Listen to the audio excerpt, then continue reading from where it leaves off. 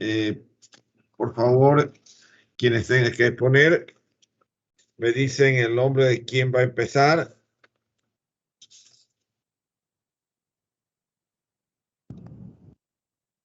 Buenos días, doctor. Nosotros vamos a hablar sobre el sistema nervioso central y vamos a abarcar los temas que faltaron en la clase pasada con algo de su macroscopía y su microscopía. Perfecto, Estefanía Balda, ¿no? Sí, Bien, sí, Estefanía, señor. te escuchamos. Bueno, buenos días, doctor. Buenos días, ayudante de cátedra, presente y buen día, compañeros. Los temas que vamos a exponer tratan sobre el sistema nervioso central y yo les voy a hablar específicamente sobre el astrocitoma difuso. Siguiente. El astrocitoma es un tipo de neoplasia que se origina a través de las células llamadas astrocitos y normalmente en la médula espinal o en el cerebro. Este es un tipo de glioma, un tumor glial que suelen ser benignos y que se originan en las células de la estructura cerebral. Los astrocitomas son los más frecuentes y pueden aparecer a cualquier edad. No todos los astrocitomas son iguales y tienen una velocidad de propagación muy diversa. Pueden ser lentos o tremendamente agresivos. La velocidad de desarrollo es la que marca el tratamiento a seguir y el pronóstico general. Se presentan generalmente como lesiones difusas infiltrativas de localización hemisférica en sustancia blanca, pero pueden aparecer como lesiones focales y circunscritas. Pueden afectar al córtex adyacente y tienen especial predilección por áreas funcionales secundarias, como el área suplementaria motora y el lóbulo de la ínsula. La captación de contraste es poco frecuente y su aparición debe hacer sospechar malignidad. Siguiente.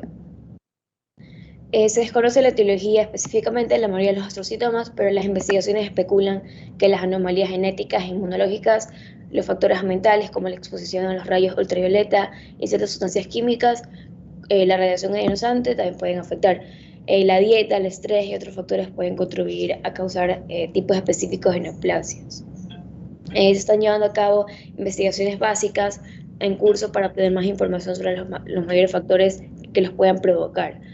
Pero lo que sí se sabe es que los astrocitomas ocurren con mayor frecuencia con ciertos trastornos genéticos como el síndrome del Turcot, la esclerosis tuberosa, la neurofibromatosis tipo 1, la enfermedad de Olger y el síndrome de Li-Fraumeni. Siguiente.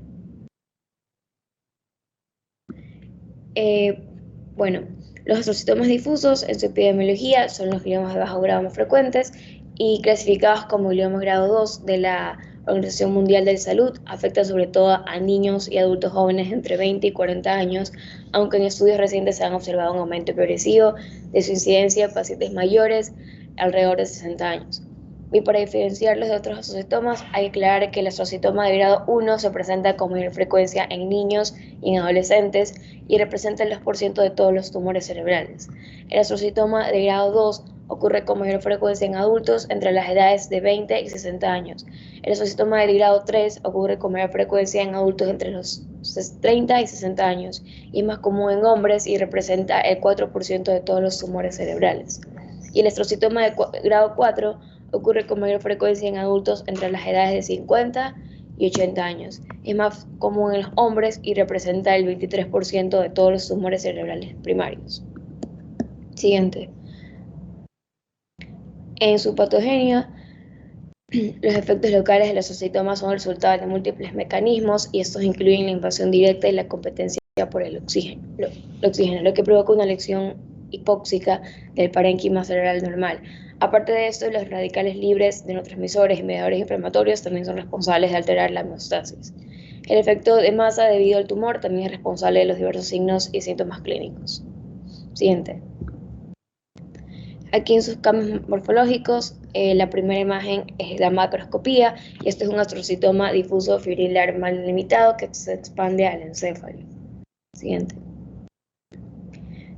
Aquí vemos un astrocitoma de grado 2 y sus características macroscópicas es que este es un tumor mal definido, difuso, gris y muy infiltrativo, dificultando su extirpación quirúrgica y se va a extender y se distorsiona el cerebro invadido. Y la superficie de corte del tumor es firme o blanda y gelatinosa, al igual que se puede encontrar degeneración quística. Y tienen localización hemisférica de sustancias blancas, pero pueden aparecer como lesiones focales e circunscritas. También pueden afectar el córtex adyacente y tienen especial predilección por áreas funcionales secundarias, como el área suplementaria motora y el lóbulo de la ínsula, y tienen un mayor tamaño que va desde unos pocos centímetros hasta lesiones enormes que sustituyen a todo el hemisferio. Siguiente. Bueno, ahí vemos otra imagen. Bueno, siguiente. Siguiente. Aquí en su microscopía, este es un examen histopatológico de una lesión cerebral y se observa un astrocitoma difuso, que hay una celularidad de bajo grado y sin atipias ni mitosis. Siguiente. Aquí, histológicamente, las células tumorales pueden ser estrelladas, fusiformes, con procesos similares a fibras o rellenas con una gran masa citoplasmática eosinofílica. Este es un astrocitoma hemistocítico. Muestran atipia leve y mistosis raras y se diseminan de manera difusa, pero también pueden formar microquistes y otros patrones tisulares. Por ejemplo, en este examen histopatológico observamos, como ya lo mencioné, el astrocitoma hemistocítico y las células tumorales son similares a ciertos astrocitomas reactivos. Siguiente.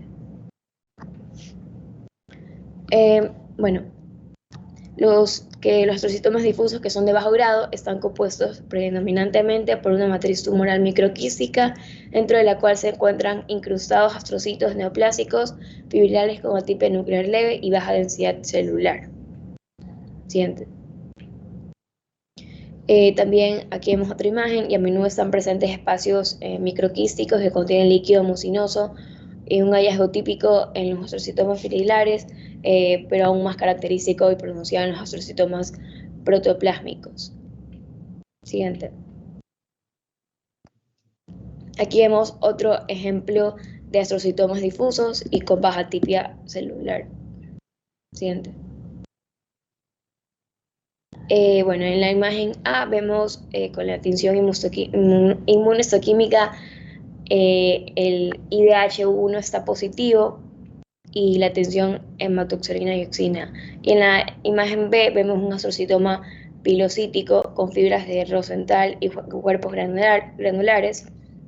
En la imagen C vemos un glioblastoma con hematoxilina y eosina y también con un pleomorfismo nuclear evidente.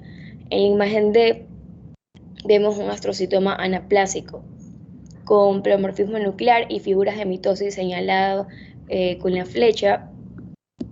Y en la imagen E, el astrocitoma subependimario de células gigantes. En la imagen F vemos un santoaxistroma pleomórfico con hematoxilina y eosina. Y bueno, siguiente. En sus manifestaciones clínicas vemos que sus síntomas de presentación más frecuentes son las crisis epilépticas, entre un 65 y 95%, aunque dado de que se trata de tumores de crecimiento lento, con frecuencia los síntomas aparecen de forma insidiosa en forma de cefaleas, el 40% se da. También va a haber un cambio de conducta, en un 10% puede haber depresión y se puede prolongar a varios años antes del diagnóstico. Siguiente. En el diagnóstico del astrocitoma se basa en 4 directrices importantes. Primero, las manifestaciones clínicas, luego la clasificación según características histológicas, como tercero, la estratificación según los criterios de la Organización Mundial de Salud, y cuarto, las alteraciones moleculares y genéticas. Bueno, la primera clasificación de la Organización Mundial de la Salud surgió en 1979 y está basada en las características histológicas observadas con la técnica de hematoxilina y eosina y la similitud con las células de origen para denominar a cada entidad. Entonces, desde ese entonces se clasifican en grado 1 al 4. El grado 1 incluye las lesiones circunscritas con crecimiento lento y potencial bajo de malignidad. El grado 2 son los tumores de bordes difusos con crecimiento lento y tendencia moderada de progresión. El grado 3 son tumores que han infiltrado las estructuras que los rodean y que muestran atipia o anaplasia celular y un alto número de mitosis. Y por último, el grado 4 son tumores de rápido crecimiento con alta tasa mitótica y vasos de neoformación y áreas de necrosis. Los grados 1 y 2 son formas benignas, bien diferenciadas, mientras que el grado 3 y 4 son neoplasias malignas, poco diferenciadas e infiltrantes. En las lesiones de grado 1 pueden extirparse en su totalidad dependiendo de la localización, mientras que el grado 2, 3 y 4 corresponden a lesiones infiltrantes en las que la extirpación quirúrgica completa no es posible y requieren seguimiento imagenológico. Y bueno, las lesiones 3 y 4 además requieren tratamiento con radioterapia y quimioterapia. Siguiente. Ahí vemos que en cuanto al diagnóstico por imagen se presentan generalmente como lesiones difusas infiltrativas, pero pueden aparecer como lesiones focales circunscritas. Y son tumores de localización hemisférica en sustancia blanca que pueden afectar al córtex adyacente, como ya lo he mencionado, y que tienen especial predilección por áreas funcionales secundarias, como el área suplementaria motora y el lóbulo de la ínsula. En la resonancia magnética son lesiones iso o hipointensas en T1 y homogéneamente hiperintensas en T2. Siguiente. En su diagnóstico diferencial podría ser un astrocitoma fibrilar, un astrocitoma protoplásmico, un astrocitoma hemistocítico, un oligoastrocitoma, un astrocitoma pilomixoide y un santo astrocitoma pilomórfico. Siguiente. Bueno, en su tratamiento, las opciones que existen para el astrocitoma difuso son observación, la cirugía, la radioterapia y la quimioterapia. La observación estricta es importante con controles radiológicos periódicos y se recomienda en pacientes asintomáticos o mínimamente sintomáticos, e incluso en aquellos con crisis epilépticas al diagnóstico, pero bien controladas con tratamiento médico. La observación está contraindicada en aquellos pacientes cuya sintomatología no se controla con tratamiento médico. La cirugía va a permitir la obtención de histología para llegar al diagnóstico definitivo y caracterización molecular del tumor. Y es la primera opción terapéutica en la mayoría de los casos. Sin embargo, aún en el caso de conseguirse una resección macroscópica completa, debe mantenerse un estrecho control, dado que en pacientes menores de 40 años que son intervenidos con astrocitoma de bajo grado no pirocístico se ha evidenciado una tasa de progresión de tumores de más del 50% a los 5 años. El momento óptimo para iniciar la radioterapia y las dosis más adecuadas para el tratamiento de los astrocitomas difusos aún no son objeto de discusión. En general, la radioterapia puede diferirse en pacientes en buena situación clínica siempre que se haga un seguimiento cuidadoso. En los pacientes mayores de 40 años, los pacientes que también tienen tumores grandes y resecables y los que presentan déficit neurológico son habitualmente tratados con radioterapia precoz. En cuanto al uso de quimioterapia, no se dispone de evidencia firme para su uso ayudante con postquirúrgico y se observa un beneficio de la supervivencia libre de progresión, pero no en la supervivencia global, que hay ensayos clínicos que están evaluando esto. Bueno, siguiente. Y como puntos importantes, los astrocitomas difusos son los gliomas de bajo grado más frecuente, se presentan generalmente como lesiones difusas infiltrativas, pero pueden aparecer como lesiones focales circunscritas y se sientan frecuentemente en los hemisferios cerebrales, temporal, frontal, posterior y lóbulo parietal anterior. Las anomalías genéticas más frecuentes son la mutación de TP53 y de la isocistrato deshidrogenasa 1. Siguiente. Bueno, en el abstract, diffuse astrocytoma IDH wild type a dissolving diagnosis. Diffuse astrocytoma are common brain tumors mainly affecting young adults. The majority of adult diffuse astrocytoma carry IDH1 or IDH2 hotspot mutations, resulting in an integrated diagnosis of diffuse astrocytoma, IDH mutant, according to the World Health Organization criteria. In the absence of IDH1 or IDH2 mutations, diffuse astrocytic tumors can be diagnosed as diffuse astrocytoma, IDH wild type, but clinical and molecular features may remain unclear, and even the mere existence of diffuse astrocytoma, IDH wild type, has been questioned. In a previous series 116 IDH wild-type diffuse astrocytoma tumors, grades 2 and 3 of adults. A molecular analysis resolved the vast majority of cases into other tumor entities, and 78% of tumors show clinical features as well as genetic alterations and or epigenetic profiles characteristic of glioblastoma. Because the majority of these tumors comprise anaplastic astrocytoma and neuroimaging was not considered, one could argue that sampling bias and intratumoral heterogeneity could have been involved in the underdiagnosis of glioblastoma. IDH wild-type as astrocytoma, IDH wild-type in this series. We therefore aim to explore the clinical, histopathological, and molecular features of diffuse astrocytoma, IDH wild-type from a series of 215 consecutive diffuse astrocytoma, grade 2 of adult patients, which were carefully characterized using IDH1 immunohistochemistry, followed by IDH1 or IDH2 sequencing and neuroimaging review. Okay, very good. Which is the most important that you want to remark in this abstract?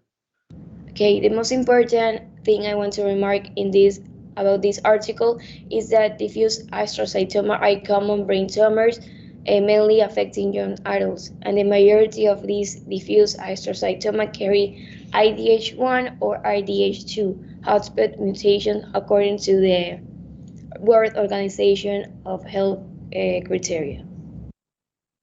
Okay, very good. That means in which is the main treatment in diffuse astrocytoma?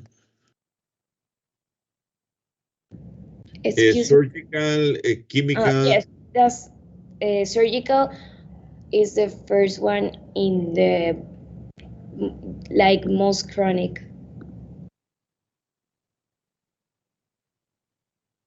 Surgical in diffuse type of astrocytoma.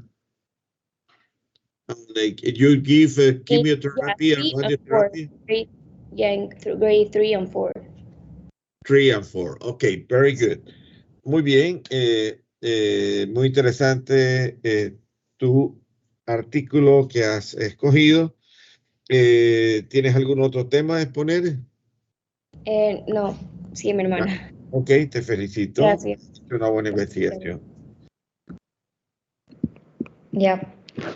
Buenos días, doctor. Buenos días, ayudante presente. Voy a hablar sobre el glioblastoma multiforme. Ok, Siguiente. Pamela, te escuchamos.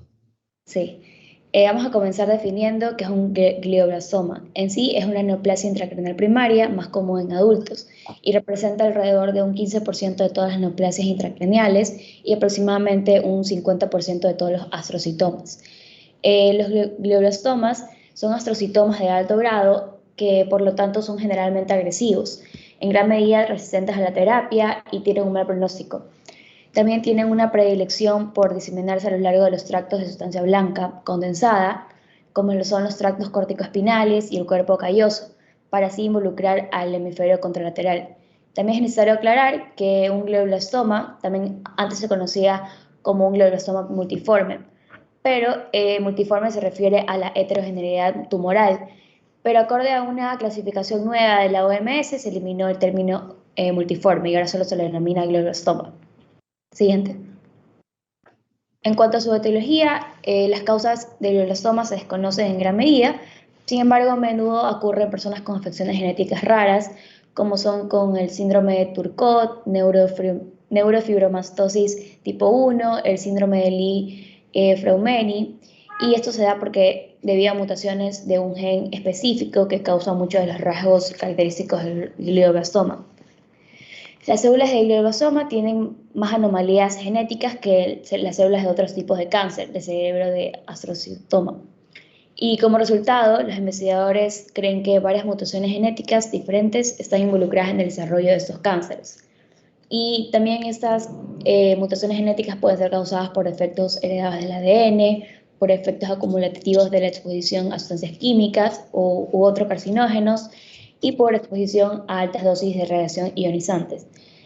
Bueno, muchos estudios diferentes han estado investigando sobre las posibles causas genéticas, pero en sí no se comprende completamente el proceso exacto por el cual las células sanas se vuelven cancerosas.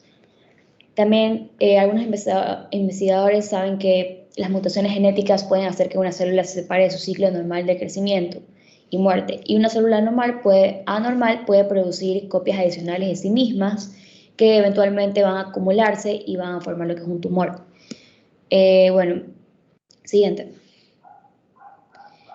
Y bueno, su epidemiología, un glioblastoma puede ocurrir a cualquier edad, sin embargo, generalmente ocurre después de los 40 años, con una incidencia máxima de alrededor de 65 a 75 años de edad. Los caucásicos se ven más afectados con más frecuencias que otras etnias. Por ejemplo, en Europa y América del Norte, 3 de 4 por 100.000 personas, y en Asia es muy bajo, es 0,59 por 100.000 personas. Siguiente. Bueno, su patogenia, acorde a un avance contemporáneo en la tecnología genómica, ha mejorado la comprensión de las alteraciones moleculares. La gran mayoría de los glioblastomas son primarias y son de tipo salvaje IDH. Las mutaciones de IDH son más comunes y quizás sinónimo de glioblastomas secundarios. ¿Qué son los glioblastomas secundarios? Esos son los que surgen de un astrocitoma difuso de grado inferior preexistente. Las mutaciones de promotor TERT se encuentran con frecuencia y tienen un impacto negativo en el pronóstico. Sin embargo, no tan pronunciado como en los astrocitomas difusos de grado inferior, que esos son más graves. Las diferentes alteraciones moleculares encontradas en los glioblastomas se suceden en un orden secuencial. Entonces, hay una suma de alteraciones genéticas que son las responsables de la iniciación y progresión de los gliomas. Siguiente. Bueno, vamos a ver ahora los cambios morfológicos a nivel macroscópicamente y microscópicamente. Vamos a comenzar con macro, que por lo general los glioblastomas, como vemos, son unas masas necróticas de infiltración difusa, son poco delimitadas y localizadas en los hemisferios cerebrales. Aquí en esta imagen, la sustancia blanca supratentorial es la localización más común de los glioblastomas. Siguiente. También aquí vamos a ver un glioblastoma multiforme. De ahí zonas de necrosis y hemorragia. Siguiente. También aquí vamos a ver que el glioblastoma surge como un glioma difuso de la línea media de la protuberancia y también se observan en áreas de necrosis y hemorragia. Siguiente.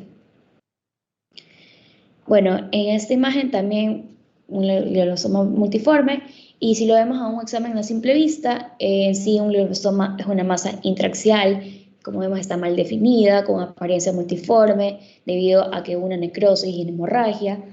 Y bueno, si es que el tumor se encuentra cerca del centro del cerebro, puede diseminarse de un hemisferio a otro, a través del cuerpo calloso. Eso es peligroso, obviamente. Siguiente. Bueno, aquí también vemos un glioblastoma multiforme congénito infratentorial. Siguiente. Y aquí vamos a ver también a nivel microscópico. En sí, esos tumores son firmes, pueden ser firmes o gelatinosos. Algunas zonas son firmes y blancas, otras son blandas y amarillas, y cuando son blandas y amarillas hace referencia a que son secundarias a necrosis, y otras también son quísticas con hemorragia local. Bueno, los glioblastomas tienen una variabilidad significativa en tamaño, que puede ser solo unos pocos centímetros hasta lesiones que reemplazan un hemisferio. La infiltración de estos glioblastomas va más allá del margen tumoral visibles, que siempre está presente. En sí, estos tumores son multifocales en un 20% de los pacientes, pero rara vez son verdaderamente multicéntricos. Siguiente. Bueno, a nivel macroscópicamente, este glioblastoma es bastante heterogéneo, presenta hemorragia multifocal, necrosis, áreas quísticas y gelatinosas, como lo había mencionado anteriormente. Y un rasgo muy característico de los glioblastomas es la variación del aspecto macroscópico del tumor de una región a otra, como lo podemos observar en la imagen. Algunas de las regiones también, como resultado de la necrosis tisular, como que parecen blandas y de color amarillo, mientras que algunas son de área tumoral, en algunas áreas son más firmes, más blancas, y algunas regiones muestran hasta una marcada degeneración quística y hemorrágica, como lo observamos en la imagen derecha. Siguiente. Bueno, aquí a nivel microscópico, como habíamos dicho, el glioblastoma muestra una alta celularidad. También vamos a observar anaplasia celular y nuclear, que es la base de designación multiforme. También vamos a encontrar mitosis, una proliferación microvascular y necrosis. En sí, el glioblastoma tiene una amplia gama de apariencia histológica. También el glioblastoma de células pequeñas se compone, también como lo habíamos dicho, de células pequeñas y uniformes, un poco diferenciadas. Y bueno, en el otro extremo del espectro, es decir, el lado derecho, el glioblastoma de células gigantes, que se caracteriza por una anaplasia extrema. Bueno, eso suele ser una variante rara, porque bueno, esta rara variante tiene que ser como ser superficial y más circunscrita. Bueno, también el glioblastoma va a mostrar, bueno, como les he dicho, una anaplasia celular. Y ya, siguiente. Aquí vamos a ver glioblastomas de células pequeñas, que va a estar poco diferenciado y mitotóticamente activo. Siguiente. Vamos a ver un patrón de células viables alrededor de áreas necróticas de un glioblastoma multiforme, como lo vemos en la imagen. Siguiente. Bueno, en cuanto a sus manifestaciones clínicas, más de la mitad de los pacientes que poseen este glioblastoma suelen presentar una historia clínica corta, que oscila de entre 3 a 6 meses. Sin embargo, si es que el tumor se desarrolla a partir de un astrocitoma de bajo grado, la historia clínica va a abarcar varios años. Y en ocasiones los síntomas pueden desarrollarse rápidamente, lo que puede confundirse con un accidente cerebrovascular. Y por lo general, los pacientes van a presentar, por ejemplo, lo va a presentar en 3 formas: por efecto directo, en el que se destruye el tejido cerebral como consecuencia de la necrosis, que esto va a dar síntomas como que muy claves, que son el déficit neuronal focal y deterioros cognitivos. Y los signos y síntomas producidos por la malignidad dependen de las regiones donde esté el glioblastoma, o sea, en el cerebro. Por ejemplo, los pacientes que presentan problemas auditivos y visuales indican que un tumor se localiza en la área del lóbulo temporal, mientras que también un porcentaje de un 20 a 40% de los pacientes que presentan un cambio de personalidad como consecuencia de lo que es el tumor localizado en el lóbulo frontal, porque también va a deteriorar lo que son las funciones cognitivas. También, si es que el tumor es grande, con una masa significativa, puede provocar un desequilibrio en la marcha y en la continencia. Y por efectos secundarios del aumento de la presión intracraneal, que obviamente es porque hay un aumento gradual del tamaño del tumor y el aumento del edema, resulta dolores de cabezas que son muy distintivos. Bueno, siguiente. También los dolores de cabeza pueden estar acompañados con vómito y edema de papila, pero es algo raro. Bueno, sí. Diagnóstico. En el diagnóstico vamos a tener que las técnicas de obtención de imágenes se llevan a cabo solamente en personas que hay una sospecha de tumores cerebrales, que incluyen procedimientos invasivos como la angiografía con catéter, y también pruebas que no son invasivas como son la tomografía computerizada y también la resonancia, que esas son la resonancia es muy utilizada en estos casos. Las tomografías computerizadas a menudo se recomiendan solo cuando el paciente no puede someterse a una resonancia debido, no sé, a que el paciente tenga un marcapasos o algo así. En una tomografía computerizada, las lesiones generalmente aparecen como áreas hipotensas, como lo vemos en la imagen, hipointensas, perdón, como vemos en la imagen, en comparación con el tejido cerebral adyacente. Y en general va a mostrar un desplazamiento de la línea media como resultado de un edema moderado a severo. También la técnica de imagen estándar de oro es utilizada en la resonancia magnética, debido a que su contraste superior de tejidos blandos. Y esto va a permitir que podamos visualizar mejor la heterogeneidad de la lesión tumoral. También las lesiones hipointensas que se observan en las resonancias magnéticas, como que se va a observar ponderadas, ¿sí? Como en un T1, mientras que las lesiones hiperintensas se van a visualizar en un T2 más o menos. Siguiente. En cuanto a su diagnóstico diferencial, cabe destacar que el médico puede confundir esto como una metástasis cerebral, un linfoma primario del sistema nervioso central, un astrocitoma anaplásico, un absceso cerebral, incluso una desmielinización tumefactiva y toxoplasmosis. Siguiente. Bueno, y su tratamiento, en sí, lo más recomendable aquí es la cirugía, ya porque es el componente principal de atención estándar. Pero dependiendo del tipo de tumor, es que vamos a realizar la cirugía, porque puede lograr también una reducción de la carga tumoral, también si es que el paciente presenta convulsiones, también las va a controlar, también va a revertir el déficit neurológico y obviamente va a mejorar la calidad de vida del paciente. Y bueno, la extensión de la resección quirúrgica depende del sitio y la elocuencia del área celular afectada. En sí, el glioblastoma es un tumor localmente muy invasivo, que no se puede curar por completo mediante una cirugía. Y bueno, en su recaída ocurre en aproximadamente un 80% de los casos. Y por lo general, este tiene de 2 a 3 centímetros de margen de lesión original. También se puede utilizar radioterapia, que también es el segundo tratamiento más eficaz, que se ha demostrado que mejora la esperanza de la vida de los pacientes y que se ha descubierto que la braquiterapia y la radiocirugía estereostática son terapias eficaces contra lo que es el glioblastoma recidivirante. Ya. También la quimioterapia es uno de los tratamientos muy eficaces. Siguiente. Bueno, sus puntos importantes, aunque los glioblastomas pueden surgir en cualquier parte del cerebro, tienen predilección por la sustancia blanca subcortical y la sustancia gris profunda de los hemisferios cerebrales, particularmente en lo que es el lóbulo temporal.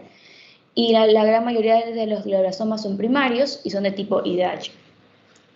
Bueno, el término original de glioblastoma multiforme fue acuñado en 1926 por Percival Bally y Harvey Cushing. Y bueno, el sufijo multiforme está destinado a describir los distintos tipos de hemorragias, necrosis quísticas. Siguiente. Allá. Bueno, ahora el abstract. Glioblastoma multiforme is the most common and aggressive malignant primary brain tumor in humans and has a very poor prognosis. The existing treatments have limited success in increasing overall survival.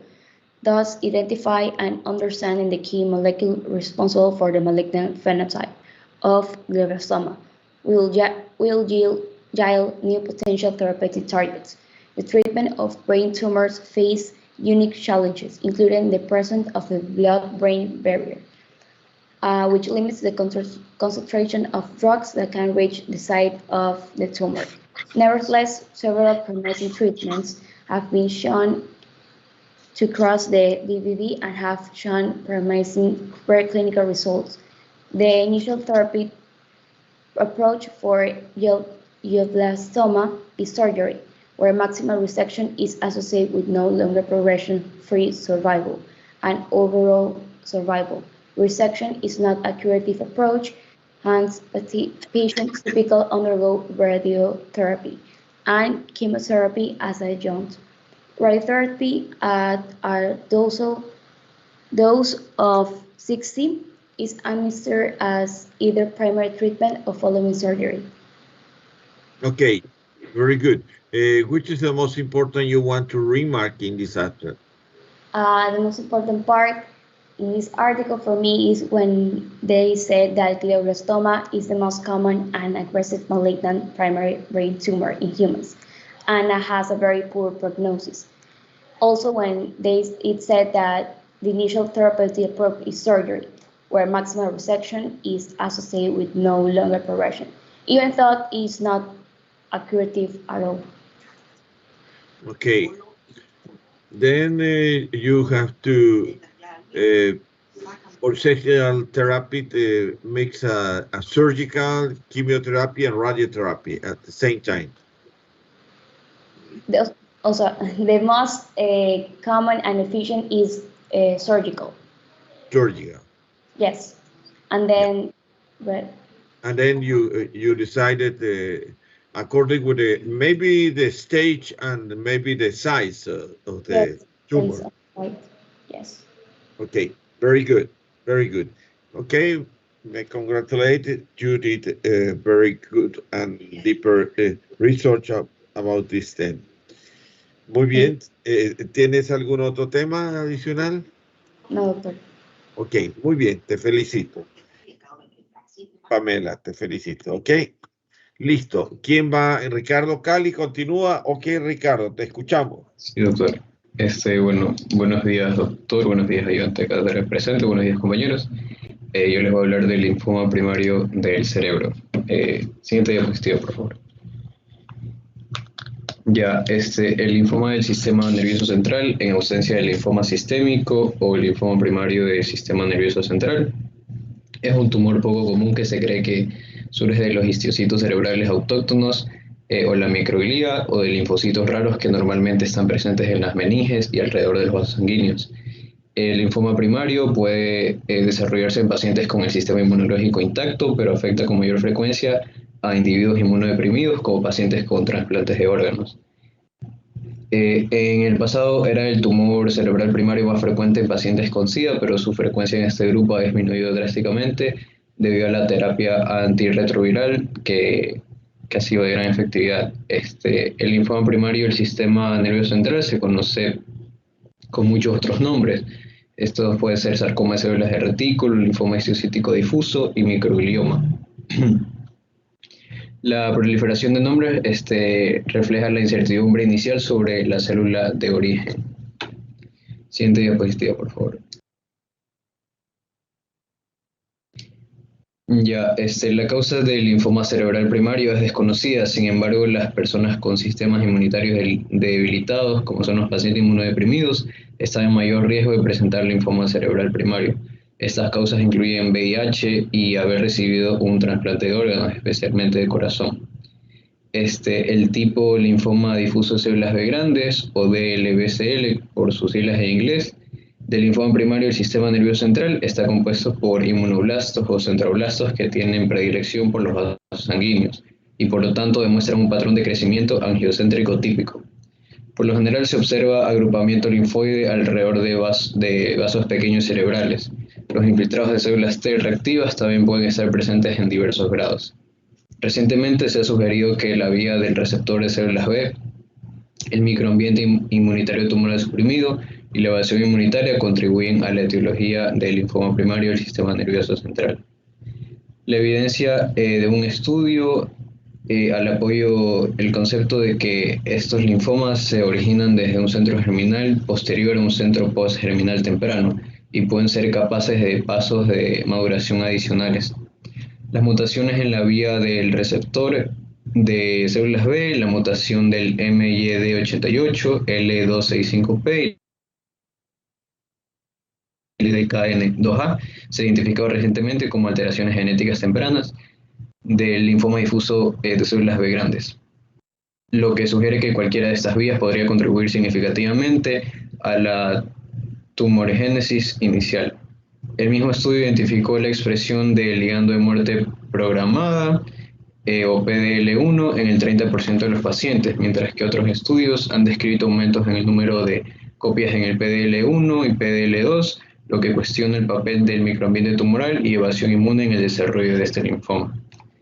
Se cree que este linfoma asociado al VIH está muy impulsado por la transformación maligna de células inducida por el virus del Epstein-Barr o el EBV, que causa la expresión de genes oncogénicos, incluidas las proteínas de actividad de membrana latente. Siguiente diapositiva.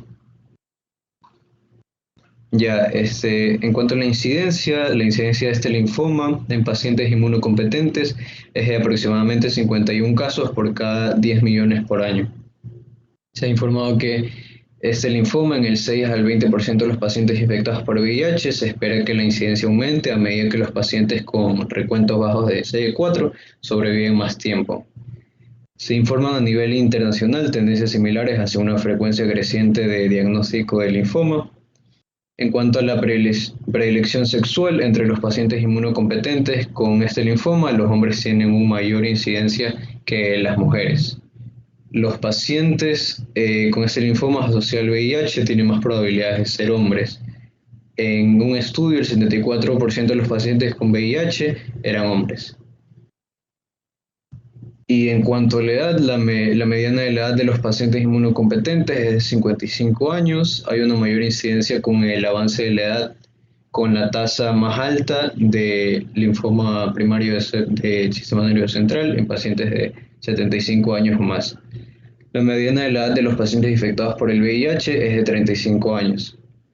En cuanto a la preelección racial, los hombres negros menores de 50 años tienen más del doble de incidencia que los hombres blancos, mientras que los hombres blancos de 50 años o más tienen el doble de incidencia que los hombres negros, y en las mujeres está presente un patrón similar de menor magnitud. Siguiente diapositiva, por favor.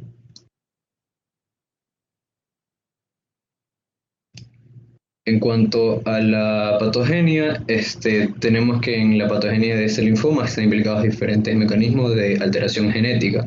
Estos mecanismos se dirigen a una variedad de genes que se desregulan, lo que en última instancia conduce a una proliferación incontrolada de células B y diferenciación o deterioro de la apoptosis de células B. Los cambios genéticos también pueden inferir con la sensibilidad de células tumorales a las respuestas inmunitarias en el sistema nervioso central. Los análisis de secuenciación de próxima generación han demostrado que más del 80% de las mutaciones no conservadas se introducen en GLOSI que codifican 8 proteínas. Estas son ATM, TP53, PTN, PIK13A, entre otras. Las mutaciones en genes que codifican PTN y SMO pueden correlacionarse con una supervivencia más pobre y una recaída más temprana, y las mutaciones en genes que codifican TP53 y ATM podrían estar involucradas en la fisiopatología molecular de este linfoma. También se han detectado mutaciones somáticas no sinónimas con alta frecuencia mediante la secuenciación del exoma completo en muestras de este linfoma que concuerdan con estudios previos. Siguiente diapositiva, por favor. Ya, en cuanto a los cambios morfológicos, aquí vemos un linfoma cerebral que se extiende por el cuerpo calloso y hay que tener mucho cuidado con sus diferenciales, puesto que el glioblastoma puede tener un patrón similar.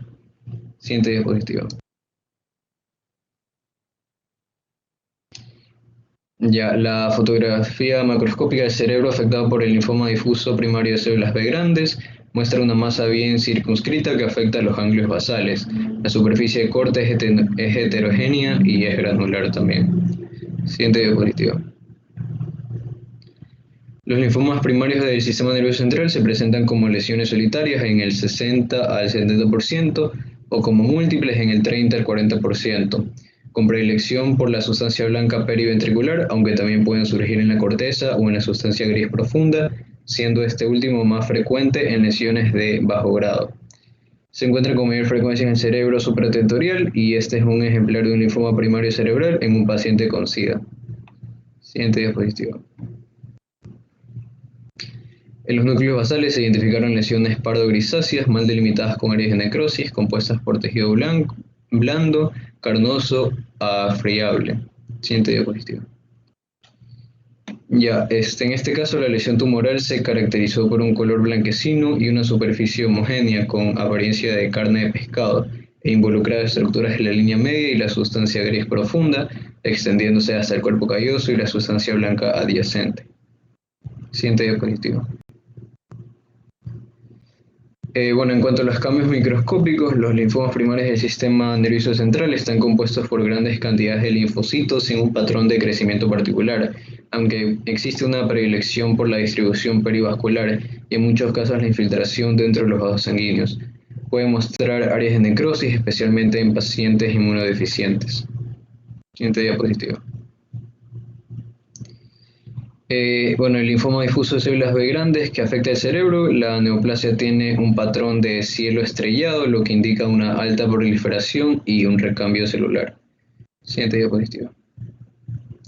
Aquí tenemos otro ejemplar del linfoma cerebral, el linfoma de células grandes con infiltración perivascular.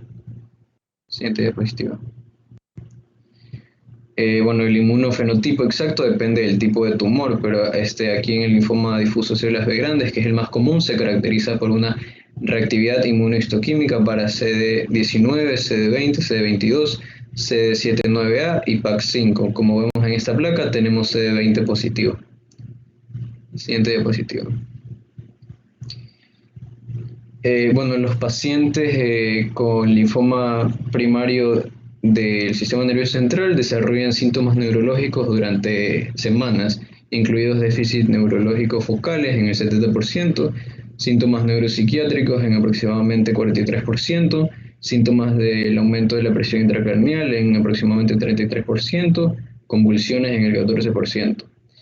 La presentación clínica está determinada por la ubicación neuroanatómica del linfoma y la afectación leptomeningia ocurre en el 11 al 20% de los casos de este linfoma, generalmente sin manifestaciones clínicas.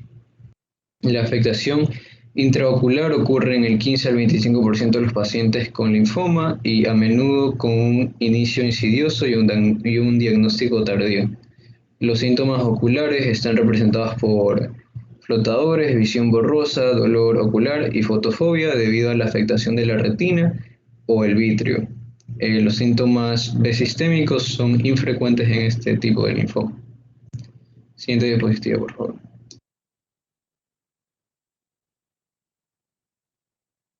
Bueno, en cuanto al diagnóstico, la evaluación radiológica es fundamental para definir la ubicación y la extensión de la enfermedad.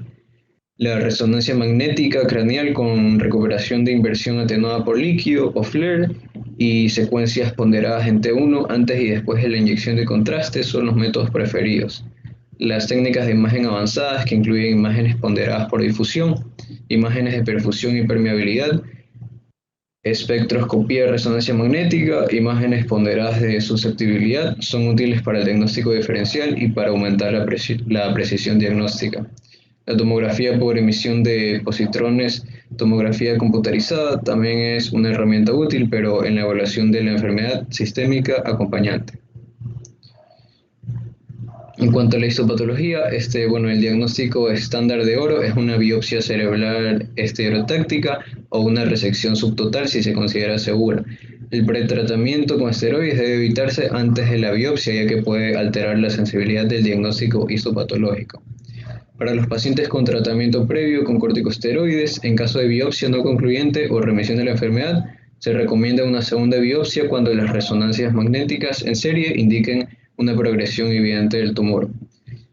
El análisis citológico de flujo de las células de linfoma de líquido cefalorraquídeo en pacientes con afectación leptomeningia y la vitrectomía en pacientes con afectación intraocular pueden ser útiles para establecer el diagnóstico.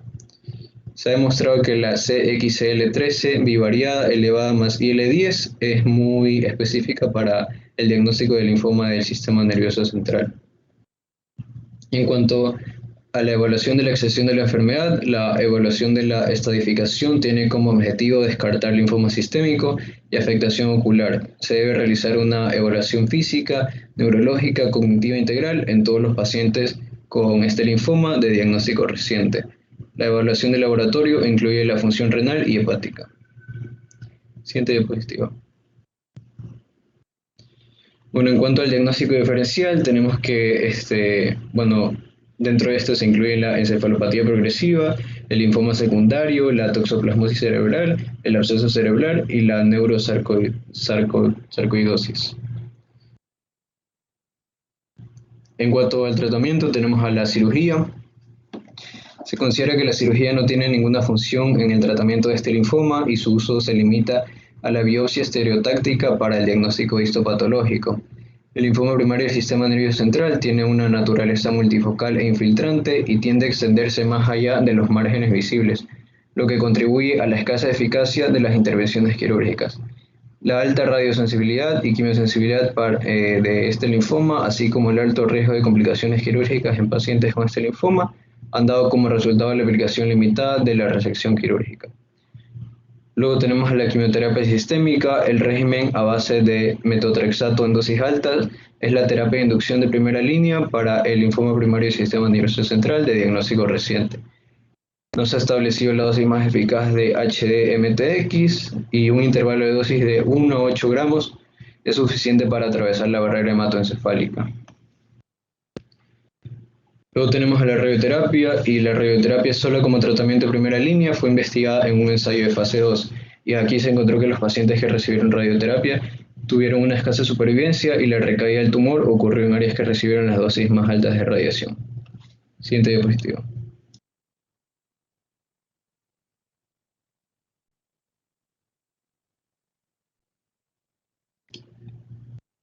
Ya, en cuanto al abstract,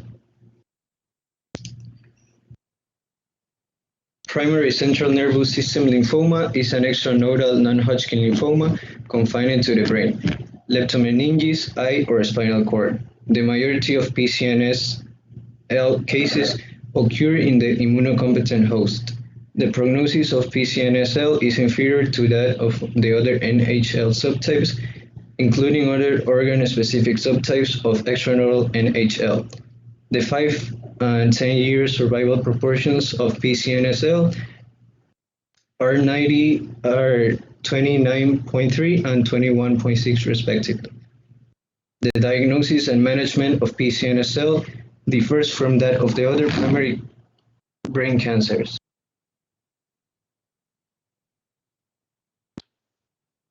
Okay, which is the most important you want to remark?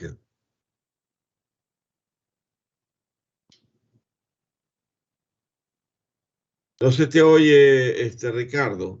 Activa tu micrófono. No se te oye, Ricardo. Activa tu micrófono. Ahí me escucha, doctor. Ahora sí. Although the incidence of Epstein-Barr virus is high in immunocompromised hosts, virtually all tumor specimens from immunocompetent hosts are EBV negative. More than 90% of primary CNS DLBCL closely resemble the activated B-cell-like subtype. Like systemic DLBCL, PCNSL harbors chromosomal translocations of the BCL6 gene, deletions in 6q, and aberrant somatic hypermutation in protein oncogenes including MYC and PAX5. Okay, good. Very good. In general, what type of lymphoma we can more frequently find in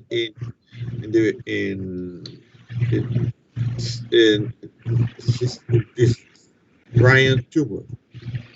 The primary central nervous system lymphoma.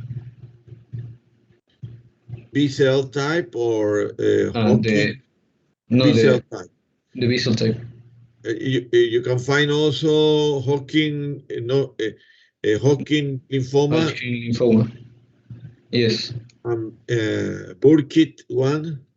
Yes, the Burkitt one also. But more frequently, B-cell type lymphoma, no Hodgkin lymphoma. Okay, good. Bien, muy bien. Has hecho una muy buena investigación. ¿Tienes algún otro tema a exponer? No, doctor, solo eso. Ok, te felicito. Has estado muy bien. Has hecho muy buena investigación. Ya, ahora voy a hablar yo, doctor. Quien va a continuar es Romina Andrade, ¿no? Sí. Ok, te escuchamos, Romina. Ya. Buenos días, doctor. Buenos días, ayudante de cátedra, y buenos días, compañeros. Ahora yo les voy a hablar sobre meningitis. Siguiente. Ya. La meningitis es la inflamación de las meninges y el espacio supraracnoideo.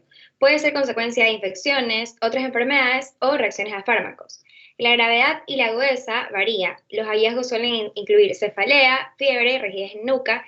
La meningitis bacteriana es un proceso inflamatorio de aracnoides, pía madre y helículo cefalorraquídeo. Eso se da por la invasión de bacterias piógenas.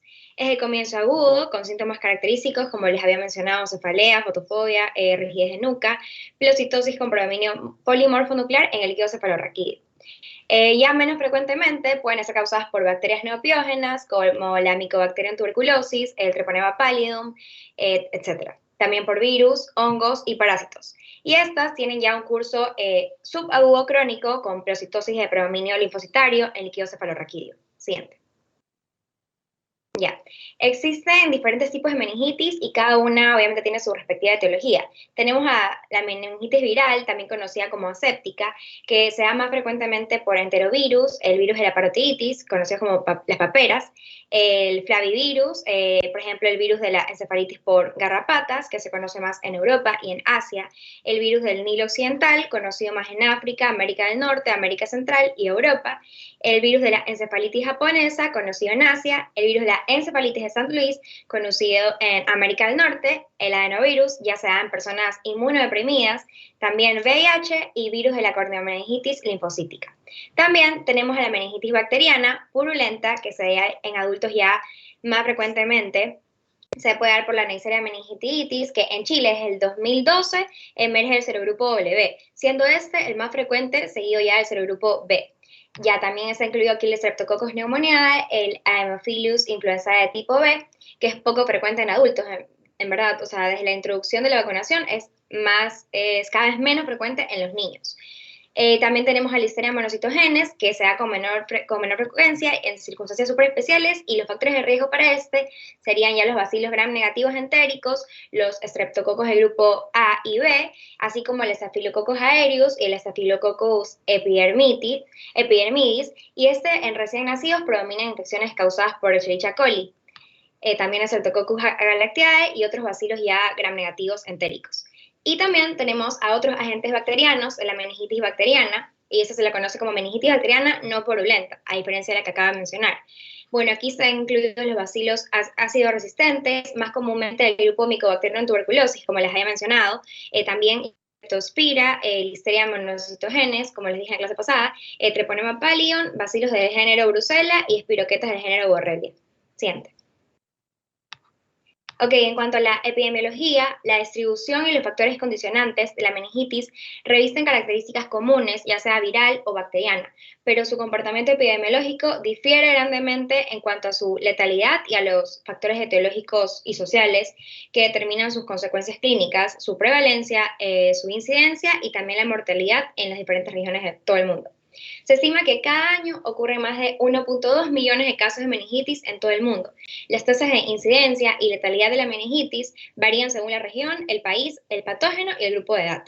Y bueno, sin tratamiento, la tasa de letalidad puede llegar al 70% y 1 de cada 5 sobrevivientes de meningitis pueden quedar con secuelas permanentes que incluyen pérdida de audición, discapacidad neurológica o incluso pérdida de alguna extremidad. Siguiente, por favor. Ya.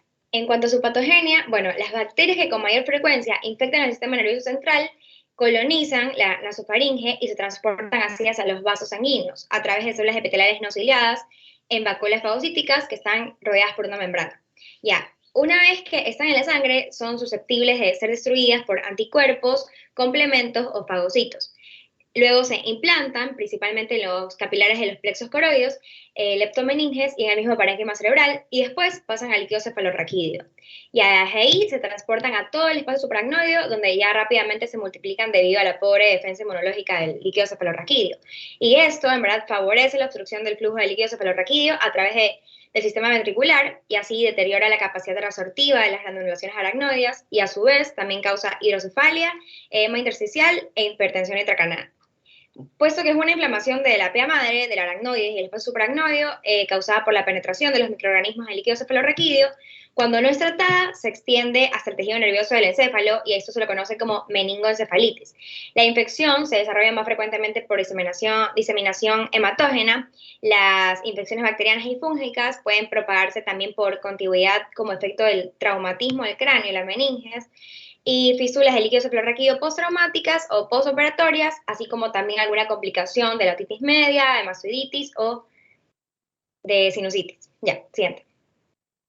Ahora, en cuanto a los cambios morfológicos, en esta imagen microscópica observamos una meningitis aguda por Haemophilus influenzae, y aquí vemos que las meninges aparecen muy engrosadas por una infiltración extensa de células inflamatorias, específicamente linfocíticas. Siguiente. Ya, aquí observamos la histopatología de la meningitis bacteriana. Es una imagen de la autopsia de un caso de meningitis neumocócica que muestra infiltrados inflamatorios de la pía madre que consisten en granulocitos neutrófilos. Esto es lo que se ve en el cuadrito que está hecho zoom. Siguiente. Ok, en esta muestra de líquido cefalorraquídeo, que es la tinción de Pappenheim, creo que así se dice, ya aquí se puede observar la presencia de numerosos neutrófilos y esto nos indica una meningitis purulenta. Siguiente. Y bueno, aquí solo, quise poner en esa sección histológica del cerebro, donde observamos una meningitis supurativa, conocida como forma de estrella. Siguiente. Y otro caso de meningitis es el que observamos aquí. El exudado inflamatorio en el espacio supraracnoideo está formado por capas de neutrófilos en la parte superior y fibrina en la capa más profunda. También hay una vena con flebitis y también un coágulo. Y los neutrófilos aquí en el espacio supraracnoideo se infiltran y dañan los nervios craneales. Y esto da lugar a déficit de los nervios craneales e invaden los vasos leptomeningios, y así es como provocan la flebitis y arteritis con trombosis e infarto isquémico. Sí. Bueno, aquí solo se ve como que mejor observamos la flebitis y la fleotrombosis en la meningitis. Siguiente. Y esa es una imagen microscópica de una meningitis purulenta. Aquí vemos abundante infiltrado de polimorfonucleares. Siguiente. Y en cambio este es un caso de meningitis tuberculosa. En la imagen izquierda observamos los nódulos de inflamación granulomatosa gaseosa en espacios supraracnoideos, y en la imagen a la derecha podemos observar los centros necróticos gaseosos rodeados de células epitelioides y también las células gigantes de Langhans. Siguiente. Ya, la leptomeningitis purulenta, o conocida también como leptomeningitis supurativa, es una inflamación purulenta difusa. Aquí las leptomeninges, o sea, la aranoides, la pía madre, contienen exudado purulento con leucocitos, específicamente los neutrófilos. También fibrina, piocitos, proteínas, detritos necróticos, y aquí los vasos sanguíneos en el espacio supraracnoideo y los intracerebrales están congestionados y hay marginación de neutrófilos. Siguiente.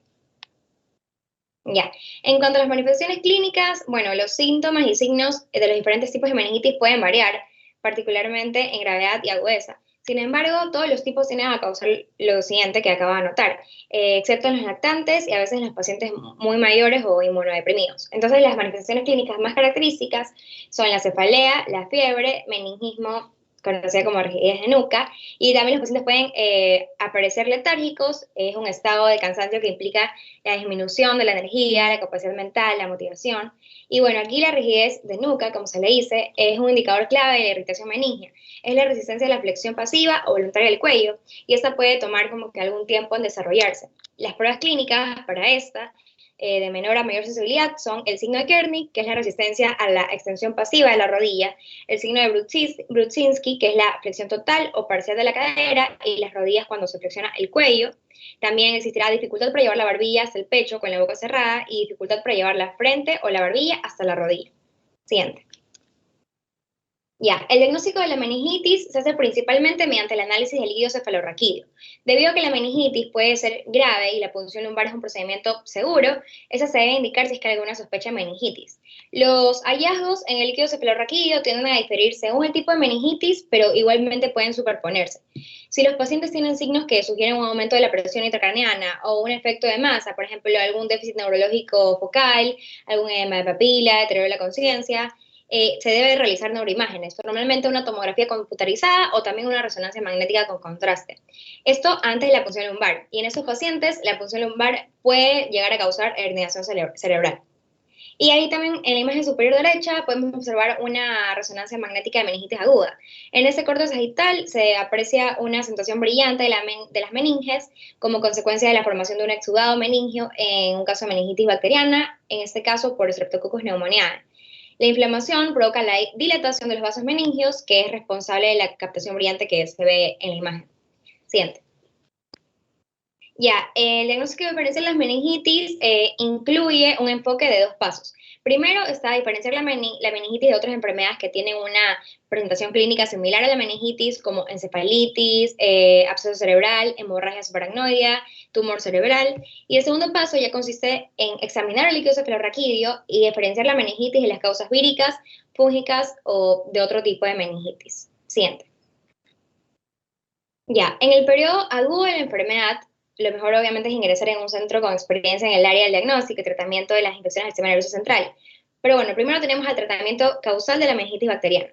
Iniciar el tratamiento antibacteriano inmediatamente después de la toma de las muestras para los estudios microbiológicos es lo que siempre se debería hacer. La preparación en fresco del líquido cefalorraquídeo y el resultado de las pruebas de aglutinación de látex pueden ayudar en la elección más precoz de la antibioterapia específica. Y también es necesario ajustar el tratamiento empírico tras haber recibido ya el resultado del GRAM y del cultivo.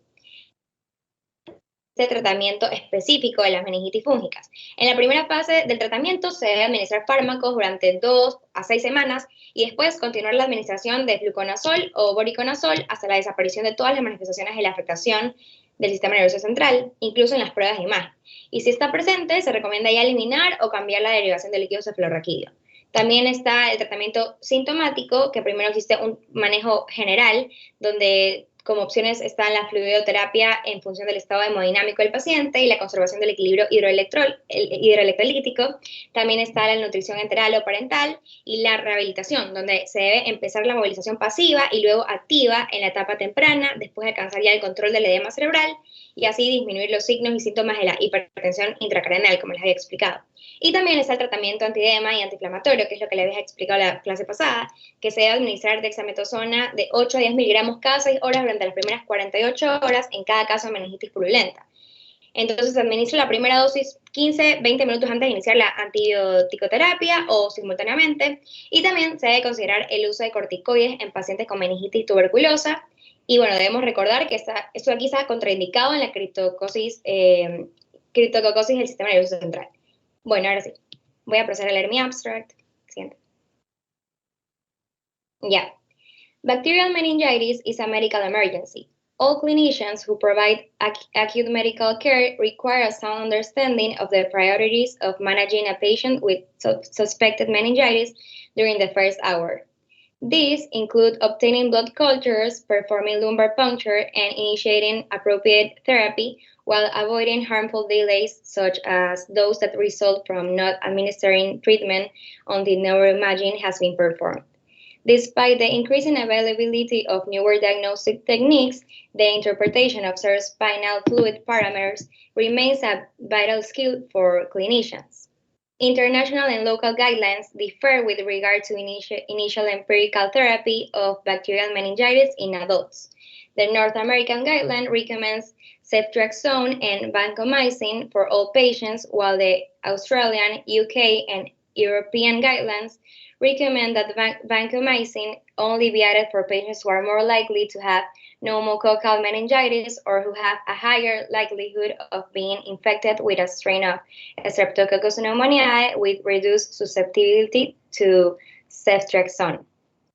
Patients with risk factors for Listeria meningitis also require an anti-Listeria agent, such as benzpenicillin, to be added to this treatment regimen. Dexamethasone should be a routine component of empirical therapy due to its proven role in reducing morbidity and mortality from pneumococcal meningitis. Okay. Okay, which is the most important you want to remark? Okay, the most important thing that I want to remark is that the bacterial meningitis continues to be an important disease throughout the world, and it is important to perform an early diagnosis that includes obtaining blood cultures, performing lumbar puncture, and initiating appropriate therapy, while avoiding harmful delays such as those that result from not administering treatment until neuroimaging has been performed, and also that dexamethasone should be a routine component of empirical therapy due to its proven role in reducing morbidity and mortality from pneumococcal meningitis. Okay, and then the most common and important infection is due to what bacteria? As I said, it can be because of different agents of bacteria, but the most common could be tuberculosis. I don't know how to say in English. Meningitis pneumococcal. Yes, Streptococcus pneumoniae, also Haemophilus influenzae, Treponema pallidum, I think is like one of the most. Treponema pallidum can be also in Parasite. Okay, and mycotic also? I'm not sure, really. Mycotic, some fungus. It can be also.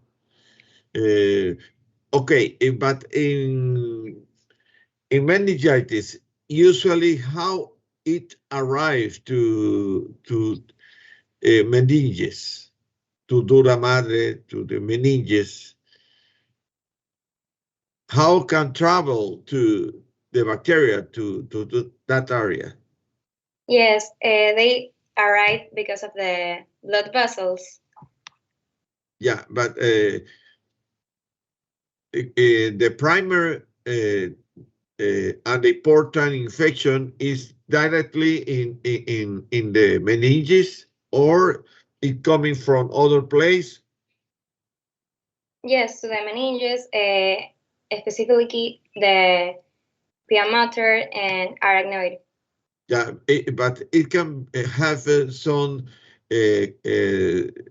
trauma, direct trauma in brain area, but it usually came from mastoiditis Mm-hmm. and pharyngomyelitis. Otitis, Otitis. I think. Yeah, Mm-hmm. yeah. It's the main place that start the infection, but pyogenic bacterial infection, and then by maybe due to vessels arrive by blood and thrombotic blood to that meningeal area. Do you agree with me?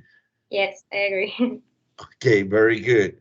Okay, may I congratulate you? You did a very nice and interesting, deeper research about this thing. Very good, Romina.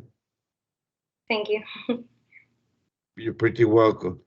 Okay, ¿tienes algún otro tema, Romina? No, solamente quería hablar sobre los puntos importantes para recalcar algunas cosas del tema y ahí ya poder seguir. Excelente, muy bien, te escuchamos. Ya, bueno, solo quería recalcar que la meningitis, como ya hemos mencionado, es una enfermedad habitualmente infecciosa provocada por virus o bacterias que provoca la infección e inflamación de las meninges, es decir, las membranas que, como ya sabemos, rodean el cerebro y la médula espinal. Cuando se infectan solo las meninges, se habla de meningitis, pero en algunas ocasiones la bacteria se introduce en la sangre y se disemina, denominándose ya sepsis meningocócica. Y también puede ocurrir que se den ambos problemas a la vez. Y finalmente debemos recordar que es una enfermedad muy grave con alto índice de mortalidad y discapacidad. Ok, eso es todo. Ahora sí. Sí, está muy bien.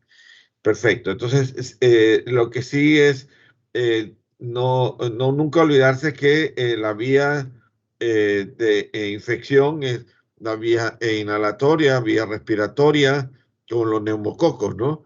Y las infecciones también pueden darse por una mastoiditis, por una otitis media o por una faringomidalitis, que las bacterias piógenas pueden viajar hasta las meninges, aunque también hay la traumática que muy bien lo explicó Romina. Bien, ahora sí, Marisabel Bodero va a hablar. Marisabel, te escuchamos. Sí. Buenos días, doctor. Buenos días, ayudante de cátedra, y buenos días, mis compañeros. Ahora yo les voy a hablar sobre el meningioma y, bueno, hoy más que nada enfocarnos en la parte microscópica. Primero que nada hay que seguir recordando y haciendo énfasis a que los meningiomas son tumores predominantemente benignos que ocurren en los adultos. Estos suelen estar unidos a la dura madre y surgen, como lo indica su nombre, de las células meningoteliales, por eso meningioma. Los meningiomas pueden encontrarse siguiendo las superficies externas del cerebro, como se ve en la imagen, y también puede ser que ocurran dentro del sistema ventricular, donde ahí se indica que surgen desde las células estromales del aracnoides del plexo coroideo.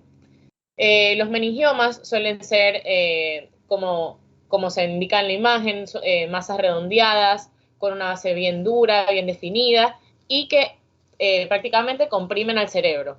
Se dice que estos se resecan por sus características macroscópicas fácilmente del cerebro.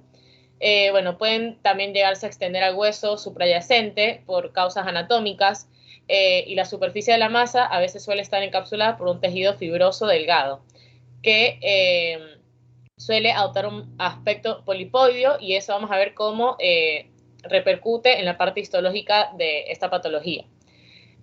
Siguiente. Ok, Los meningiomas, como hablamos en clases anteriores, se pueden dividir con respecto a su agresividad. Así tenemos los meningiomas atípicos, los meningiomas anaplásicos, los meningiomas papilares, los meningiomas rhabdoideos y también otros que vamos a mencionar más adelantemente según su patrón histológico. Básicamente los meningiomas atípicos son aquellos que se encuentran con una alteración de la celularidad y necrosis y se dice que son de grado 2. Los meningiomas anaplásicos, en cambio, son aquellos que son más malignos, son de un grado 3 y se encuentra unos signos histológicos que demuestran que el origen viene de las células meningoteliales. Muestran numerosas mitosis. Se dice que los meningiomas anaplásicos tienen un nivel de mitosis mayor a 20 por cada 10 campos de aumento. En cambio, el meningioma papilar es aquello que tiene las células pleomorfas dispuestas alrededor de los ejes fibrovasculares. Y el meningioma rhabdoide es aquel que está dispuesto en láminas de células tumorales con citoplasma hialino eosinófilo, o sea, rosado, que contiene también filamentos intermedios. Se dice que el meningioma rhabdoide muestra una importante tendencia de recaída, por lo que se considera un tumor de grado 3, al igual que el tumor anaplásico. Siguiente. Ok, la etiología. Como mencionamos anterior, o sea, en otras clases no queda muy claro cuál es la causa de un meningioma, pero se sabe que hay factores que predisponen a las personas a padecer de estas tumoraciones, porque hay algo que altera estas ciertas células de las meninges y que hace que se multipliquen sin control y formen el tumor. Se desconoce a gran medida si esto ocurre por los genes hereditarios o las hormonas que están relacionadas por la frecuencia que es mayor en las mujeres o en algún raro caso de exposición previa a la radiación o a otros factores. No hay, como también mencioné en otras clases, no hay afirmaciones específicas que apoyen a que el uso del teléfono está asociado, pero sí se piensa que eso también puede ser uno de los factores que predisponga a la generación de estos tumores. También hay que mencionar que esta lesión se suele asociar a cambios reactivos hiperostóticos en el hueso adyacente. Las hormonas femeninas, como se indicó, los meningiomas son más frecuentes en las mujeres, lo que lleva a los médicos a creer que las hormonas femeninas suelen tener algo que ver en la formación de estos tumores. También algunos estudios han sugerido que hay un vínculo entre el cáncer mamario y el riesgo de meningioma. O sea, que está relacionado con el papel también de las hormonas femeninas. La obesidad también tiene un alto índice, tener un alto índice de masa corporal es un factor de riesgo establecido para muchos tipos de cánceres y también es el caso de este tipo de tumor. También el trastorno del sistema nervioso hereditario es un trastorno poco frecuente que indica neurofibromatosis tipo 2 y este también aumenta el riesgo de padecer un meningioma o incluso otros tumores cerebrales. Siguiente. Ok, la epidemiología, bueno, una vez más, estos tipos de tumores son infrecuentes en los niños y suelen mostrar un predominio moderado en las mujeres. Y también se dice que la proporción mujer es 3:2 con los hombres. Y de un 50 al 60% de los meningiomas esporádicos tienen mutaciones en gen NF2, que se cree que la mayor parte de estas mutaciones a este gen condicionan a que la proteína de merlina funcional caiga a generar un tumor, o sea, este tumor que es el meningioma.